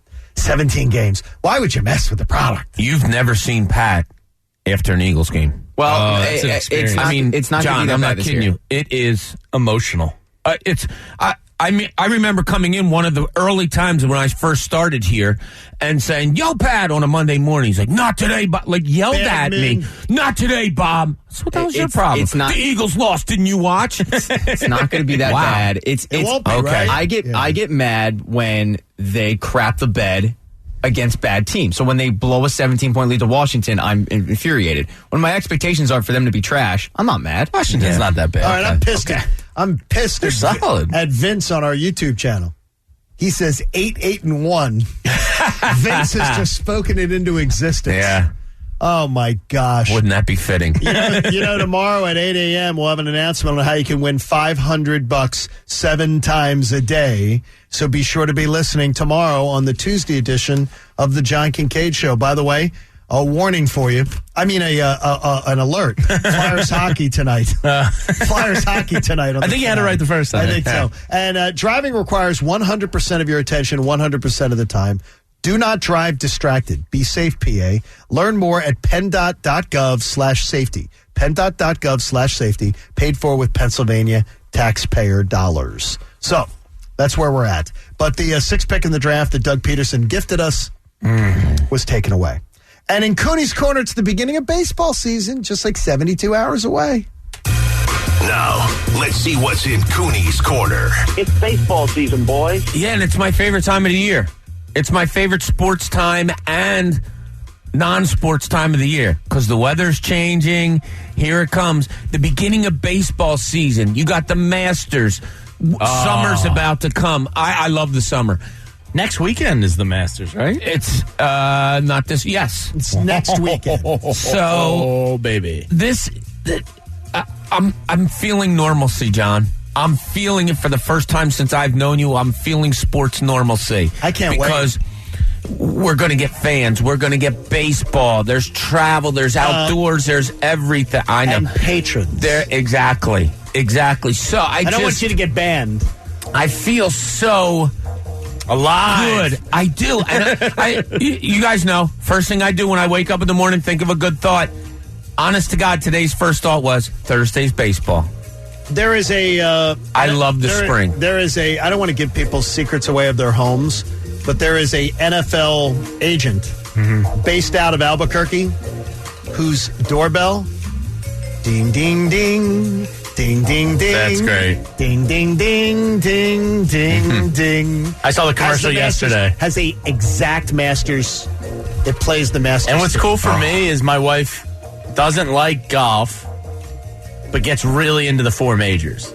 And the Masters, she'll watch it. Oh, she gets into it. And the Masters in particular, because it's such a pretty course, she gets really invested over the course of the weekend. But you're right. Like yesterday, I was texting her best friend, who's a good friend of mine now. Why were you texting her best friend? Well, there was three of us. Don't worry about it. It's all good. So you're saying it's a threesome? Yes, a friendship. Have either of you ever been polled? And she comes from a baseball family, and her dad was the biggest baseball fan in the world. He had a big bat. Okay. And I said Thursday, I got the outdoor TV. Why don't you come over? We'll grill some burgers and dogs. Be 40s. I didn't look at the weather report. It's crazy. The weather report it's like sucks. 45 and raining. That was a kick in the get the fire pit going, yeah, Jamie. That's why they have the open day on Friday. Nice. So that way, if the weather's crappy for Thursday, they can move it to Friday. It's not crappy enough that it'll get moved. Really? Or is it all rain that day? I thought Friday's supposed to be nicer than Thursday. It is. So I have a feeling you may see them shift that game. Thursday says 70% chance of rain. What about Friday? 45 and a little cloudy. No rain. I think you shift the game. I actually hate the fact that they play a game and then they take the day off. So let's have it move to Friday. I'd much rather just have them. So would this I. happens every year. Yes. Where it's like you're to sit there and get my hopes up about baseball's back, and then they have a day off. You just had 9 months off or whatever it is. Like, come on. Wow. Just make it a 3-game schedule, because then you jump into 3-game series every single day. Well, it's stupid. I would agree is that the reason that they usually do this is because they get a big gate on opening day. Mm-hmm. We're still in this restrictions that the city of Philadelphia is ignoring. They're not trusting the science. Well, they're ignoring the science. You get the same gate on a Friday, if not better. It's unbelievable. And a Thursday? Natural Lawn of America is safer for your lawn, kids, and pets. Schedule their full service program. Get free seeding every year. Call 800-FREE-SEED. Natural Lawn of America, greener grass, fewer weeds guaranteed. So while the state of Pennsylvania has regulations, the city of Philadelphia is ignoring them. They're ignoring the science. It's not a banner year for the city of Philadelphia. And better yet, June 1st, the Albuquerque Braves, who will have the All-Star game too, are full capacity. June 1st? June 1st. Full capacity. Well, I mean, it's possible that Citizens Bank could be by then. It's still far. I doubt it, but they're not even following the regulations the state of Pennsylvania's put out. That's still 2 months from now. They're ignoring the regulations in the state of Pennsylvania. Yeah, I know, but in 2 months, a larger percentage could be vaccinated, and they might feel more comfortable opening it up then. It's far enough away that I'll not get irritated by that yet. It's sheer nonsense. I mean, this is just nonsense. And it's terrible. It's terrible for these teams, too. These teams, you're going to have the Phillies, too, at a disadvantage. They're going to be at a disadvantage making money. They're going to be at a disadvantage of fan support. They can be at a disadvantage, which if you're a team right now, you need to. I'll take 10,000 Phillies fans over 30,000 Braves fans any day. You're out of your mind. Yeah. No, you're out of your mind. You're speaking of what you don't know. Yeah. No. Screw those Braves. You're speaking of what you don't know. They do they can do that. No, they don't do that. No, the fans do it, though. The fans refuse to follow the politically correct, you can't do that, so they do it on their own. They do not lead them in it anymore. They tell them to keep away from that. But I don't want to see the Phillies having... They'll be all right. They'll get there. When? Why? In the year 2020. I think by the time they host the 2026 All-Star game, I think the Phillies expect to be at full capacity if Mayor Kenny can be, thrown out of... We can throw him out if he doesn't lose $30 million in that stretch of time, yeah. Oh, my gosh. It's unbelievable. Just misplaced it. I think 2026 All-Star game, they should be back. They're going to let restaurants be at like 75% by then, too. Go Phillies. I think at this point. Go Phillies as we get ready for opening day. The Kingery story shocks me, though. No, it makes me happy. It means that Dave Dombrowski arrived. Yeah, it means that I'm not going to get sold a bill of goods about just give him a month and a half to figure it out and knock the rust off. No, because that's a crap we've heard in the past. And guess what? His play has dictated that he deserves to be in the minors right now, and I'm glad somebody put him down there. Why did you hear those things? It's because Matt Klentak, Bob, didn't want to be wrong. That's why he was willing to give. That was why he's willing to give Scott Kingery all those shots, because Matt Klentak didn't want to admit that the organization was wrong. That's why he kept giving him the shots. Probably a big part of it. Dave Dombrowski comes in and it's like, hell no. We're not doing this. If he comes in, if you have a new face that comes in and just looks at Kingery and says, whoa, he doesn't belong here. He needs to go down to the minors no matter what. Okay. Get him down there. Get him at bats. Get him. He's 27 years old now. It's not a kid. No, it's really not. He's got to get it back. You have to figure out exactly what he is. He's had every chance. I'm so far really impressed with Dave Dombrowski. So am I. And look, you haven't played a game on the field yet, but the way he handled this offseason, and I guess Sam Fold is it Flood or Fold? Fold, right? Fold. Fold the laundry. Yeah, like if you have your cards in order, you can fold them then. Don't fold cards. But so far, I've been really impressed with everything he's done. Yeah, he's in my mind, he's completely reworked the bullpen, which is the biggest issue. I have way more faith in the bullpen going. Last year, much better. Going into the season last year, we knew the bullpen was an issue. Yeah. And it became the worst bullpen in the history of the game. So second worst. Was it the second worst? Yeah, I believe so. All right, well, yeah. I mean, if you're going to be bad, Still pretty bad. You might as well be the worst. Might as well go for number one, right? Exactly. Yeah. You know what I mean? And they couldn't even do that right. But, I've been impressed with what he's been able to do. What I really love is the fact that, and it's one of the reasons why I'd be much more optimistic on the Eagles if they had another guy running their draft. If you had Ozzie Newsome running the Eagles draft, oh my God, what they just did, I'd be fine. Rocks you. I'd be fine. I'd be saying, okay, they're going to find guys in the third and fourth round that they're going to find players. If you had John Dorsey running your draft, if only that guy was in the bill. Oh wait, here's what I'm going to tell you, Pat. I keep hearing about Dorsey. Here's the other thing I'm going to tell you. He grinds on players. Apparently, he is a guy who creates a. He is a guy known in NFL circles for creating a toxic work environment. Yes. Not about lawsuits about something. Just a negative vibe. Yeah, but can he pick players? He can, but it's all I care about. What? You want one draft with him then? Yeah. He's a guy who I think he's a perfect guy to have in the background, but somebody else gave him the opportunity to have a bigger exposure because Howie is not going to let that happen. Yeah, I kind of knew that was going to happen when they revealed that he was in the building, but it's just frustrating. There's one name that I continue to hear some sniffing about that would potentially make sense to me is if that you might see a guy named Thomas Dimitroff, who was the general manager for 12 seasons. I think 12 or 13 seasons. Kind of guy like the crop top. He is a great dude. His draft history. He got ripped for it, but compared to Howie Roseman, and compared the three of us could have drafted better than Howie. He's Vince Lombardi. Compared to that, I've been hearing some things about maybe that there could be a spot for him here, joining of the franchise. That'd be nice. The old Dorsey spot, like a spot like that, which would make me extremely happy because I know that he's a guy who absolutely is strong in his convictions, and he is a guy that is a grinder, scout type of guy. It would be great. It still boils down to, will Howie listen to people? Howie and Jeffrey. Jeffrey makes a call also. Like, you can bring in everybody you want, but if you're overriding what people are the information they're giving you, what's the point? And bottom line is this: I blame Jeffrey Lurie most of all. Sure. Flat out. I think that's fair too. Jeffrey Lurie gets blamed most of all because he's the one that enables Howie Roseman. Yes. You went from your biggest problem could have been, who do you take? Do you take Jamar Chase or do you take Kyle Pitts? That could have been your biggest problem on draft night, and now you're drafting 12th. And potentially you could have had Detroit move up with the understanding that they're not taking one of those, or where you pick a player and then you flip with Detroit or something. So many things could have happened. And if Penei Sewell ends up being on the board at 6, which could happen. Now I was told off air, and I shared it with you guys, that if for some reason Kyle Shanahan was trading up to get Trey Lance with the third pick, that the Falcons are very much in play. Oh, Matt Rule swooped right in there. No, Falcons aren't going to trade with Carolina. Falcons aren't going to let Carolina get their franchise quarterback on their pick. That the Falcons and Justin Fields very much could happen. Okay. And that he would be allowed to be homecoming with Matt. Yeah, and he grew up right around the corner. So good for him. All right, we got a lot coming up. We're not out of here yet. So we got opening week of baseball, Dwight Howard's odd behavior, and more. So stick around with us, won't you? Appreciate you being a part of the John Kincaid Show here on 97.5 The Fanatic. There are some things I've learned you can count on here in Philly.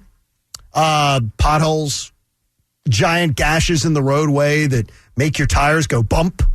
And you know what? AAA had better be riding with you. AAA provides you with 24/7 service. More importantly, 24/7 peace of mind. Do you have a teenager in the house? I do, a teenage driver. I want AAA to be riding along with her when she's out. Because for over 100 years, they're always close, and they never close. And they also have those car care centers all over the Delaware Valley where you can check them out at AAA.com. But here's the deal. Join today at AAA.com/flyers. AAA.com/flyers. New members only, other restrictions apply, and you're going to get 50% off. You're going to save 50% off on a AAA membership. AAA.com/flyers. You need AAA. You want it. And again, if you got a teenager driving, you want them to have this security with them. 24/7 service, 24/7 peace of mind with AAA. Tell them Kincaid sent you. 97.5 The Fanatic.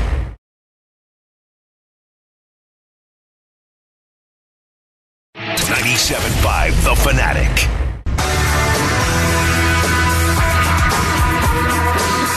See that smile, Bob? That's what a 7 for 7 Monday brings you. Oh, you're so happy. Here in the John Kincaid Show. Start of a perfect week. That was a close one, My too. anniversary. That was a close one. Yeah. My anniversary, 7/7. So that's a very important day for me. And the girls do come in this week. So, and I was scrambling that I was going to potentially have, because T-Dog had offered her services. Oh, wait, what? To be able to come on over and make sure the place looks great. She got bills to pay, Bobby. For the girls to arrive. Then I was forbidden to do it. Egan forbade you? No. Somebody I'm much more scared of. Oh, your Christina. wife. My wife. Yeah. She said, don't you dare. Oh, my gosh. I know you. She goes, I know the place is not that dirty. Because she knows I would never have it be that dirty. But I'm a surface cleaner is what she calls it. Do you know what that even means? Yeah, kind of, because I think I'm the same thing. It looks clean. So my wife always complains about the deep clean. Right. But the surface cleaner is needed to keep it from piling up to an Correct. awful deep clean. She says that it's a good yin and yang. You're a good surface clean person. Yin and yang. What did I say? Yin? Yang. You're doing it like Yingling. Yin. Yin. The yin and the yang. I think I just misspoke. See, we really do need to put together a director of these. Sounds better. It's the yin and the yang. It's the I call it straightening up as opposed to cleaning. Yeah, but even cleaning counters. But yeah, wiping counters, right, but the that's, fridge, to me, the that's microwave. straightening By the up. way, they now have the Mr. Clean tear-off magic eraser wipes. Those magic erasers are awesome. They are the greatest. Now they come in wipes. That's I've gotten the sample in the mail. They're they're good. Go buy them. I will. You can just you see your counters have like marks on them for some reason, and I'm sure it was because it was highly fashionable or something to a designer. I have black granite in this apartment. Black granite. Yeah. I've never seen anything like it. You touch the surface, you see the fingerprints. Yeah. You see them. My guess is they probably got it cheaper. Or it was the Probably. left. So they were able to do a bunch of apartments. Yeah. Now, it looks beautiful. Yeah. But not practically. Those wipes, you take it like a Mr. Clean eraser, wipe, and you just... I have a daughter that's obsessed with crowns right now, so the magic eraser is getting a lot of use. With what? What, is she a princess? No, crowns. Crayons for you other people. Thank you. I mean, I say crayons, so... Crayons. Yeah, so the magic eraser gets a lot of work. Crayons, yeah. You say crayons. Yeah, crayons. Crowns. Now, wait a minute. Now, that's not a Delco thing, is it, Pat? I'm not from Delco. Well, you sort of are now. No, I'm from Northeast Philadelphia. You're sort of adopted. You're a Delco wannabe. You're a Delco wannabe. I'm a Delco wannabe? Is that a thing? At some point, your parents It's a good t-shirt. At some point, your parents loved you enough to get you out of Northeast Philly and get you in. No, so at some point, my mom decided to want to be a Delco person, and that's why I moved in with my dad in Northeast Philly. Did she pass the entrance exam to Delco? It's debatable. Did she tease her hair up really high? The entrance exam. What's the what? Did she tease her hair up really Do you say high? use? Name 5 locations of a Wawa. See, I don't use use. That's a Northeast I thing. never use that. Delco doesn't use that. No, it's a Northeast thing to use. Yeah. Is it? I think so, I think use is a Northeast thing. Yeah. My wife uses it. Use? Yeah. Use guys? Like What do you use up to tonight? No. But I do not use 25 years. I do not use y'all. No, I don't really either. Hey, Olivia's only lived in the South. Hey, y'all. She'll use y'all. She'll use y'all. What are y'all doing this weekend? Y'all. It's like, hey, y'all. Yeah. What y'all doing? One of my sisters uses it. How? All the time. In texts also. How? I don't understand. And Where did she it lives come by from? Penn State. Well, is that a y'all place? Kinda. Is it? Okay. Yeah, I mean, anything in between Pittsburgh and Philly is... So she's been there a while, so Yeah. I guess I got to give it to her. I give her a pass. Okay. I do not remember ever hearing use No? in Delco. No, I think it's strictly a Northeast thing. Pat, you've been Northeast and Delco. Yeah, I never heard use in Delco. I didn't have many friends, so I'm probably the wrong person to talk to. I can't remember No, I don't hearing think you really either in either place, so not that it stuck out. By the way, I had one of our YouTube viewers says, when are the Eagles finally going to just pull the trigger on a deal for Zach Ertz? when somebody's actually interested in trading for Zach Ertz, which they're not? I think he's going to be a draft day trade. He'll be a sweetener in something. Wow. I don't think you're going to get much for him. Why would you trade Zach Ertz when the Eagles already telegraphed that they're not keeping him? So why would you trade him? Because he'll just be like, I hate to say a toss-in, but an $8 million toss-in? Well, I mean, if you're the other team and you have the cap flexibility and you... $8 million? Yeah, but for Zach Ertz? I still think he's got a productive year or two left. Zach Ertz is not an $8 million tight end. Probably not at this stage, but he's also coming off the one outlier to his career. I wish Zach Ertz would end his career here. Is there a chance? But I wish he would do it at not at $8 million. I mean, you don't just cut him, right? At that point, you play him. You have to wonder. You have to wonder if you can do that. I'd say if Zach Ertz was for $3 million this year, 3.5, I'm all in. You party all day, but I think it could be a situation like Jamie said, where it's a draft day trade. But it's what would you get? But it's Zach Ertz, and let's say your 3rd round pick, and you move back. Oh, okay. So you're basically paying the team a couple picks. And by a couple, I mean like you're moving back in the late third or 4th. All right, Jamie Lynch and the seam head. I love the seam head. Andrew Salchunas were having a great time on their show yesterday. And those two boys were so excited for the start of opening week. This is the Lynchpin. Welcome to the party. You guys were giddy yesterday. I can't wait. Every year this happens to me. I thought I turned into a sorority house at one point. There was so much giggling. You guys were so excited. Baseball's back. Chunas is like, I'm going to be in front of the TV first pitch. I'll go see every pitch. I'll be hanging on it. I'm like, you're working Anthony's show. Yeah. Well, 3 o'clock, he's home by 3. Yeah, he's all right. He was saying the first pitch at 1 o'clock. He says, I'll be watching every pitch. He'll have it on in studio. See, I'll tune in for an inning or two of the first game. I don't even know what it is. Is it Braves? I don't know. I didn't even look. The Orioles usually have an opening. They're tending to be Cincinnati, I thought. There's usually a couple games at one. You're right, John. I'll check it out just to see the bunting shot. Yeah, see the bunting flag and the MLB opening day, graphics on the field. I'll check it out for an inning or two. But then 3 o'clock, Addie takes Skyler. Dad's cracking a beer. I wish I was outside watching, but apparently. Sit and watch like the whole game on opening day? Yeah. I could. Yeah. I could. As long as Skyler doesn't interfere with me too much. I can't because the girls are flying in. Oh, yeah. So I can't do it. But I cannot wait. It's like a damn holiday this week. Every year, I love it. I cannot wait for Thursday. There's a lot of early games. I'm sorry. You seem more measured. No, I love baseball. I watch if I'm awake or if I'm not doing something, I would turn on Toronto, New York Yankees, ESPN, 1 o'clock. I'm in. See, that's a good one. Toronto. That is a really good one. The Yankees are stacked. I heard a stat on them that Judge and Stanton have only played 50-some games. I was going to say 59 games. There's a lot of injuries there. In their 2 years together, which is amazing. And those guys are so bulked up. It's amazing. I wonder why they'd get injured all the time. Chicks dig the long ball, John. I wonder why they get injured all the time. I cannot wait for Thursday. The couple days. Now, wait a minute. For Toronto at 1 o'clock? Seriously, or are you talking about? The couple days that I look forward to are my fantasy baseball draft, which was I have one tomorrow night. I think it was only 9 hours this year. And it was a 9-hour That's draft. Insane. No, it wasn't. Yeah, it was because it's an auction draft. It's insane. It went for 9 hours. They fly to Florida. Auction drafts are the best. Yeah, normally we'll fly to Florida and want to kill each other, but because of COVID, we did it Zoom. Yeah, they fly to Florida. He doesn't even like three-quarters of his league. I hate probably out of the 13 guys, I think I like 2 of them. Why do you fly to Florida? That's a great question. Because I want to look them in the face and know that I'm ruining their. He did an Irish exit one time at his draft, and he didn't leave the bar or leave wherever he flew home. Yeah, that's how much he doesn't like these guys. Okay, I can't stand him. I don't get it. I just want to There's a lot about him that doesn't make sense. Why are you flying to Florida so weird. to do it? Because it's Florida. My best friend's in the league, so it wasn't like I hate everybody. I just hate 90% of the league. Tell me, so it was basically me and my friend. Hoagie mouth percentage of franchise owners in your league. Oh my! Most of them are Mets fans, so a lot of them. Oh, ignorant. Yeah.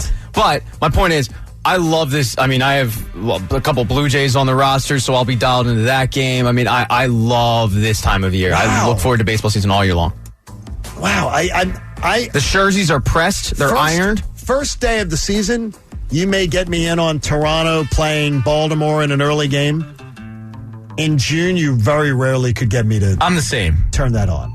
Yeah, I'm the same. In June and July, I'm not watching it. No. So, now, if there's no baseball on at night, if the Phillies had a day game or had an off day, maybe I'll check out the national game for an inning or two. Yeah, but I'm not. That's about the extent of. That's about it. Yeah, that's about it. Time's too valuable. And I certainly am not going to sit there and go, well, I've got Myron. Who do you have on your team? That's fine. It gives me a reason to watch. If it's a 9-hour draft, yeah, it was. Yeah, those auction leagues take forever. Oh, our drafts were so much fun back in the league day. A couple of divorced men. That's shocking. Yeah, shocking. Another one bites the dust. Yeah. Somebody died in your league? No, I'm saying like a marriage. What's your team name? I can't say it on there. It's not appropriate. It's not FCC appropriate. Okay. If you have a suggestion for Pat's team name. Oh, I'm not changing it. Double entendre bad. I'm not asking. I'm asking for if we can get a better one. I have 2. Double entendre you can use. We're all over it. Submit them. Use it on YouTube. Get on social media for Egan's. Stratomatic. Should be the Egan's Irish Exits. Hey, locally owned and operated for over 30 years, the number one priority at Pets Plus Natural is to help your pets live happier, healthier, and longer lives. With curbside pickup and local home delivery available, check out petsplusnatural.com. What do you, Bob would never, ever be involved in a 9-hour draft. Bob would. I couldn't do it. Never do that. No. Our drafts back in the day, so this was great. You would pick a team out of a hat. We did National League only. We had such weird rules.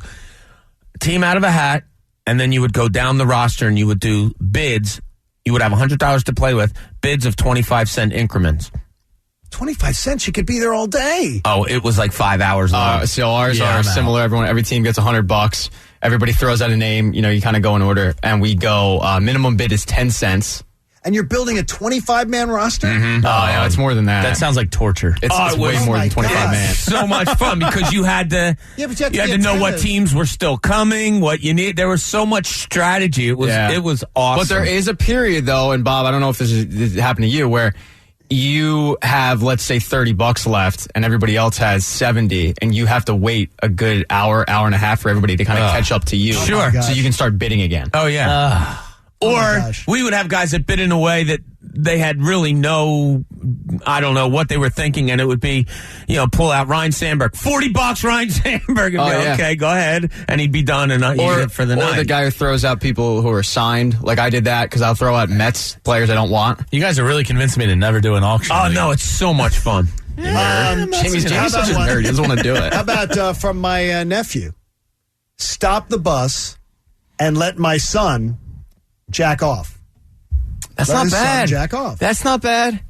That's pretty good. Yeah. I don't get it. There you go. My couch. This is terrible. This is a popular Quizzo team name, isn't Sorry, Bill. We will not use that. John caught himself mid-sentence. Does it finish with, but I don't? Yes. Yeah. How did you know that Because when I hosted Quizzo, every once in a while there'd be a team name who'd have that, and they thought they were the most creative team name. My couch. Yes. Yeah, it does something, but I don't. Yes. Yeah, there you go. That's very interesting there. So it's good. Here's Ryan Doherty, though, one of our fine YouTubers. We thank you, Ryan. JK's energy is piss poor when it comes to the Phillies. Hashtag JK. Yeah, well, JK is that's just like I would your say, opinion, man. I am with. I've got 2 phone covers that are made for me every single year by my daughter. She goes on Skin It. I have an Eagles cover and I have a Phillies cover. And when it goes to Phillies season, I switch to the Phillies. When it's Eagles season, I switch to the Eagles. I will live and die with the Phillies, and unfortunately, I've had nothing to do but die with them. Now, what Ryan wants is cheerleader fanboy. So, Ryan, it's good that you get a chance to know you ain't getting it from me. I'm the guy who's going to tell you your baby's ugly. I love the Phillies as much as you do. In fact, I bet you I would put my investment in the Phillies even maybe potentially above yours for my lifetime. But I am not going to go on the radio and be like, yes, things are looking great. Let's shake the pom-poms. This is a great team. No, I'm not going to do that to you. I think it's an intriguing team. I feel really awkward right now. I respect the audience too much to make it up. I think there is intriguing. I'm more intrigued by how bad last year's team underachieved. Sure. That how much does it swing back to help this team? But I'm so happy that Dombrowski's here. If you lay out there, like strictly offensively speaking, if you lay out there 1 through 8, the fact that you're potentially going to have Odubel and Gene Segura as your 7 and 8 hitters, that's a luxury not a lot of teams have. I mean, offensively, that's a nasty 1 through 8. Offensively, you're better than the Mets. I think so. I think offensively, you have a chance to be better than the Nats. Sure. You're better than Florida. Sure. Yeah. Yes. Yeah. Except when you play head to head. You were a top 6 team offensively last year. You got a chance to be better. I think you're better than the Mets offensively. I think so too. I think you're definitely better. Lindor's going to be awesome for them. Yes, but he's a fantastic player. Yeah. But he doesn't change a whole team. To me, I'm not going to shake the pom-poms when I see Vinny Velo. When I see, I need to see, and I'm going to need to see a lot. It's not going to be 2 starts, 3 starts of stuff. Right. Is Aaron Nola going to pitch like an ace? Do we have a number 1 starter, or do we have a really good number 2? I think Wheeler's the better pitcher. I do too. I think Wheeler's going to have a great year. People consider that blasphemy. Except that he's got a damn blister problem on his throwing finger, which really he's always had that. It's a recurring thing. Yeah. It's really weird. Like the pickle juice and I don't know. Dunk your finger in like super glue. By the way, there were teams that were scared off of him because of that. Yeah, it's really weird. There were teams that were scared off of Wheeler. I will tell you that Wheeler grew up less than 2 miles from the site of the Springfield Isotopes, the Albuquerque Braves Stadium. Yeah, less than 2 miles away. It's where he lives. If I say Springfield Isotopes to you two, do you know what that means? I know Pat does. It's from the Simpsons. Yeah, there you go. Simpsons. Boom. Isn't it the team that Mr. Burns doesn't Mr. Burns own it? Yeah, he did. Owns, yeah, there you go. He owns and the Duff Man. Yeah. So all right, good work by you two. I wasn't sure if I just wanted to make sure we're on the same wavelength. Okay, the Flyers and the Sabres tonight at 7:00. Who? Let's go. Flyers and the Sabres tonight. I'd rather watch Egan's championship men's hockey league game tonight. Game 3 it is. Series is tied at 1 apiece. Whoever wins tonight takes home the golden. And I'm just going to say I don't want to trash our own Tyler Zulli. No. I'm going to call out. There are Foxhole guys, and then there are Tyler Zulli's at the moment. Tyler Zulli is a Foxhole guy because my hockey team got in touch with him and said, hey, if Ian asks you to switch shifts, don't do it. And now we have a shot to win. Maybe Tyler he's in the bag for your rest of your teammates. Yes. That's fine, as long as we bring on the championship. The only guy who could be in your place tonight, you're telling me, is Tyler. Yeah, we only have one guy. And you're not playing in your...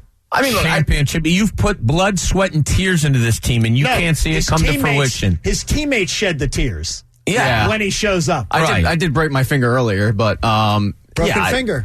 Look, I benched myself last game, so I don't know how much of an impact I was going to make. They do that. You waved a white flag to your teammates? I was like, I'm not doing anything out there. Go. Oh, by the way. Want to win. Why do they keep wanting you to have a COVID test every time you come to? They're just hoping that the doctor's going to step in and say, keep them out. Cardboard cutouts are booing me. Hey, Natural Lawn of America, they're the official lawn care company of spring. You can schedule their full service program and get free seeding every year and peace of mind. Call 800-FREE-SEED.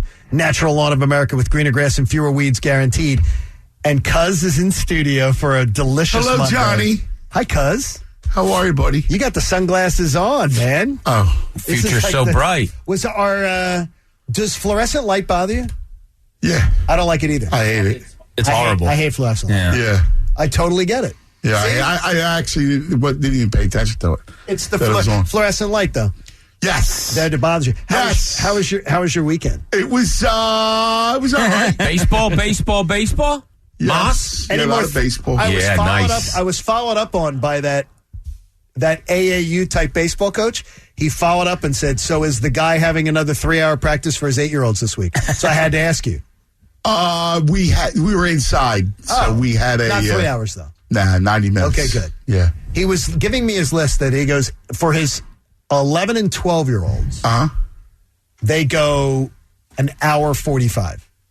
Yeah, but here's the thing though.